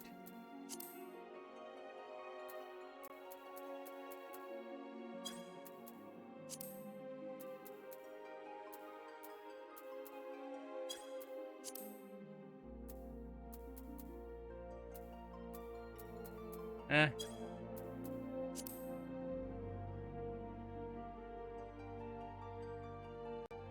Aw.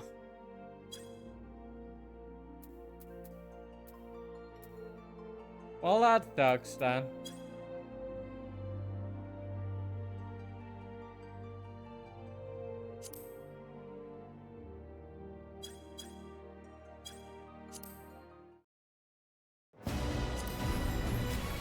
Oh. Didn't mean to get back all the way out to the main menu. Unfortunate, yeah.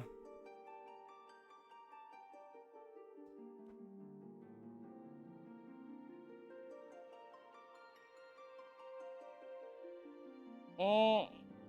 Oh.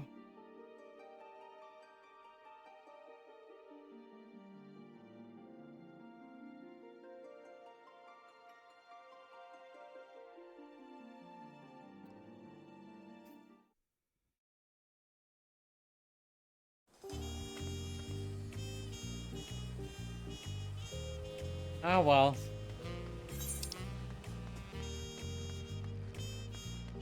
Oh. Right. I logged out, so Urqopacha is want to pissed off.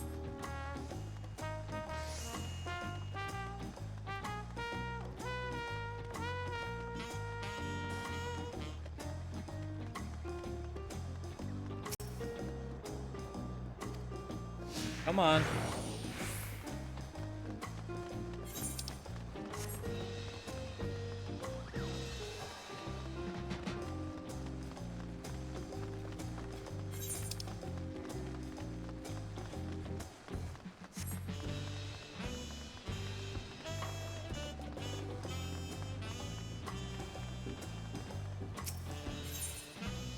Discuss Ontil's Tacos. This is Ontil's Tacos, named for its owner here, the lovely Tiso. Oh wait, Auntie. Lovely. I like that wordplay. Auntie's Tacos. Good wordplay there.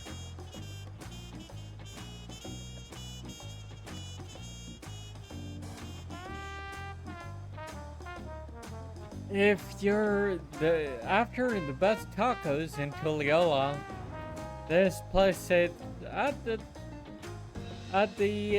top of Urqopacha.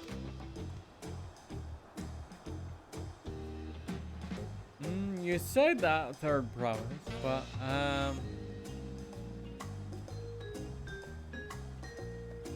but you only ever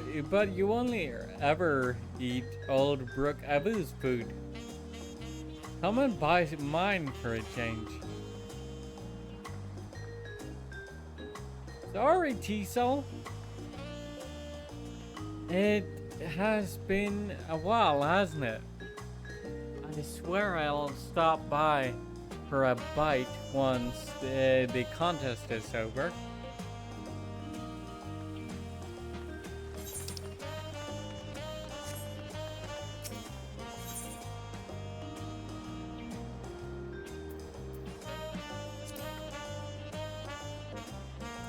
Uchimichichi is everything that Tuliola was built to be. Yeah.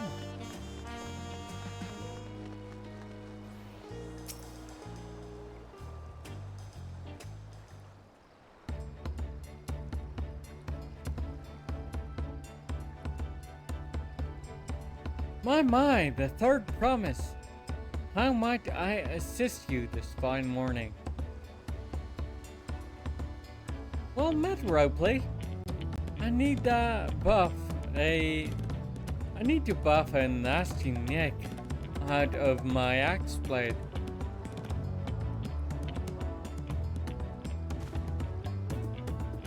Yes, it's been chipped most terribly. Trying to claim rocks again, are we? Or were we? Something like that. Think you can fix it? You stand among Tyrell's most prestigious gathering of artisans and ask this question? 'Tis child's play. We'll have it repaired for you in 2 shakes of an alpaca's tail. Good to hear. I'll leave it in your capable hands.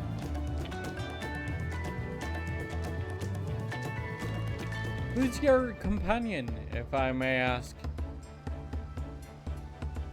This is Nadia, a great adventurer I recruited from across the salt.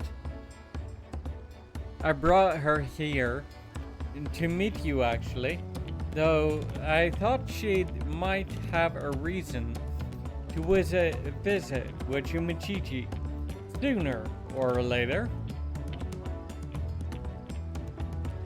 Then allow me to introduce myself. I'm Ropley, humble representative of this grand center of trade. A pleasure to meet you, Nadia.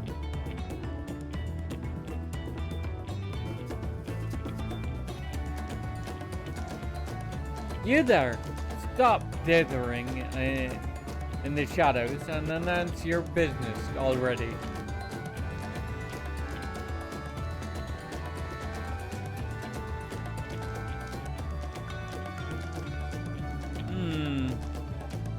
I've seen that man somewhere before.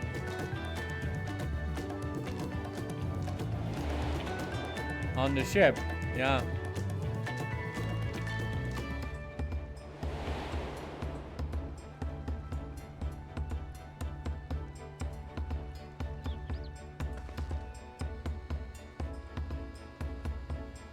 A jewelry maker you met on a voyage over. Oh, I remember. I spoke with him too. Ponjan Payne? Yes, that was his name. You've been loitering like a flighty admirer who can't pluck up the courage to confess his feelings. Out with it then, why are you here?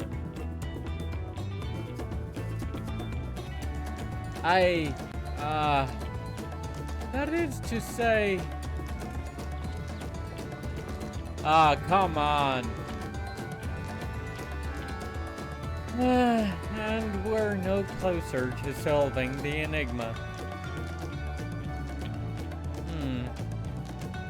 I wonder if you could use someone to talk to. I say we go and ask. Let me know by link pearl if you find him first.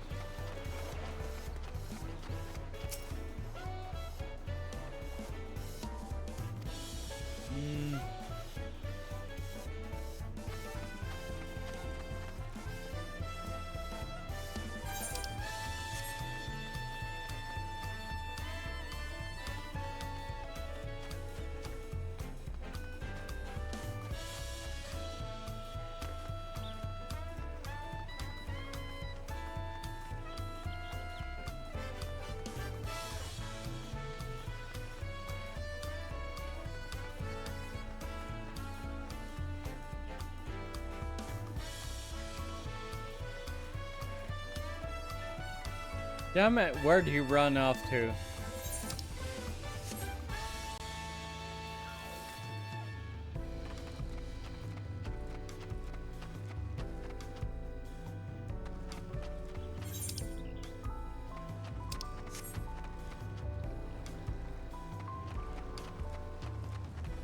Ah, there he is.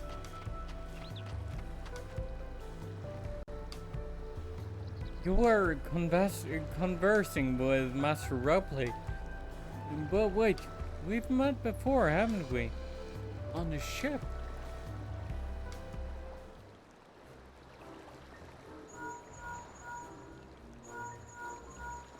You found him? Good, I'll be right there.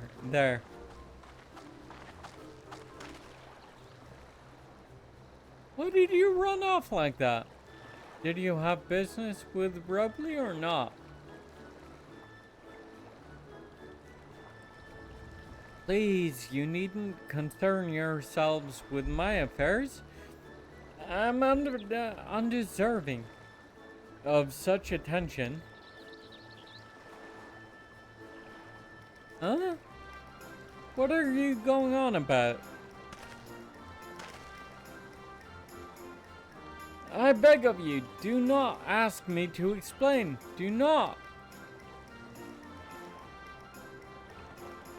Sorry, but the more you tell me not to, the more curious I become. Besides, you look like you need a friend. You are too kind. So be it. I suppose I can share with you a morsel of my misery. Before I came to Tuliolal, I worked as a goldsmith at the most prestigious jewelry maker in all of Ulda, as times aesthetics. Oh, it started off well enough, but the days passed and everything began to go wrong. Compared to the masterpiece of my talented colleagues, my products were lacking, mediocre. I lost all confidence. Crippling doubt had possessed me,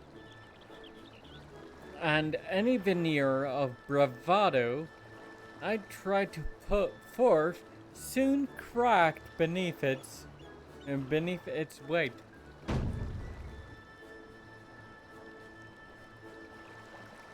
Thus did I take a ship, hoping to find a fresh beginning on new shores, yet, as you witnessed, I lacked the courage to even approach a potential employer.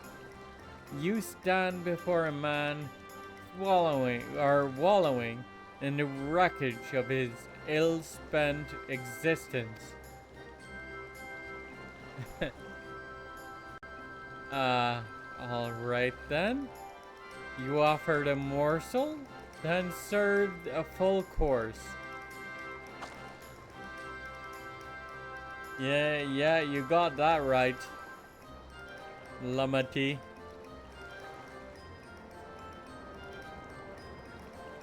You must have really wanted someone to hear your story. If you like, I could try to give you a few words of advice. Then you have experience with my predicament of feeling terribly inadequate compared to your undeniably superior peers. Well, as we saw,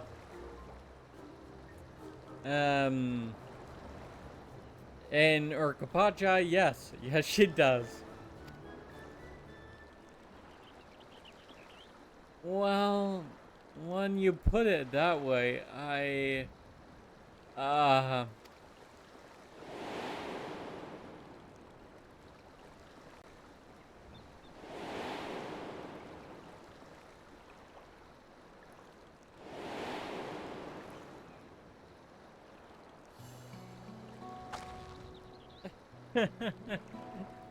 Not me.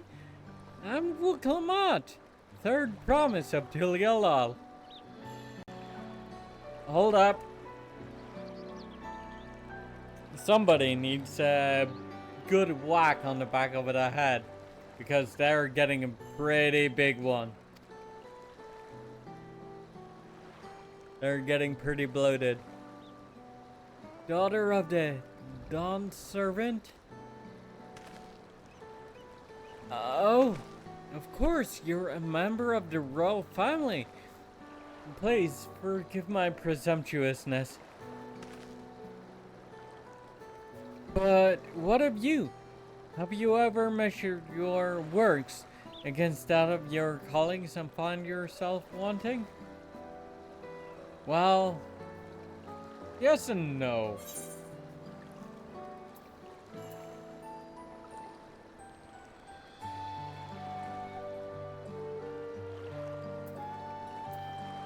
You can't measure your worth by the success of others.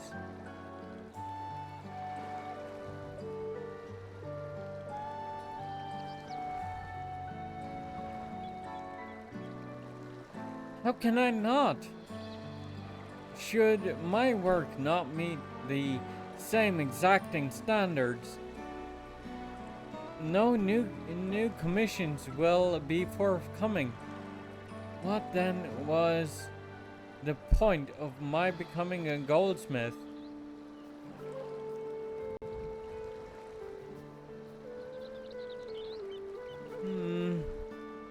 Looking back, 'twas my father who inspired me to take up the trade.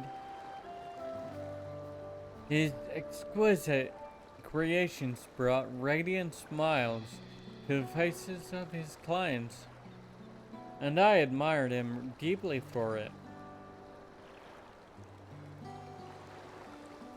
But in the course of striving to be a great goldsmith, as great a goldsmith as him, I lost sight of my original motivation. All I ever wanted was to spread joy through my craft, as he did.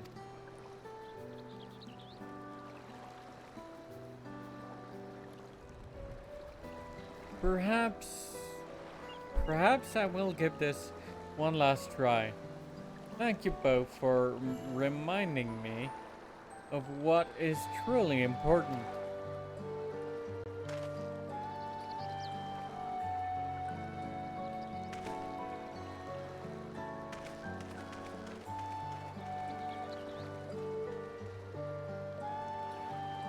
What is truly important?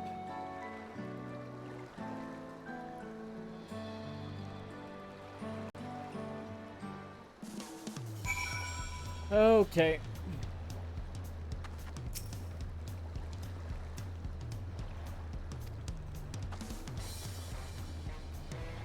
Oh, sorry, Nadia. I didn't mean to ignore you. Well, yes. I'm glad to see Ponjantane is giving himself another chance.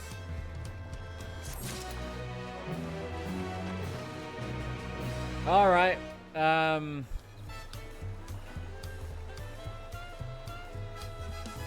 While I would have liked to reach the dungeon to do some actual fighting in the stream, I think we're going to call the stream there. Thank you for showing up, everybody. Bear, Escapist, Cozy, Sartana, Reaver, and Reaver. So, thank you all. Next Tuesday's stream will be moved instead to Monday. And I am still making up my mind if I want to play God of War or Final Fantasy XIV on that particular stream.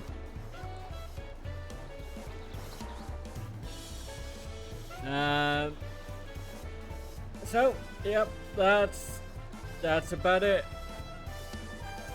Also, the hours may be subject to change now that I have a schedule template that that is actually flexible enough for it, but we'll see about that. Thank you for coming out, and I will see you again Monday. Goodbye, everybody.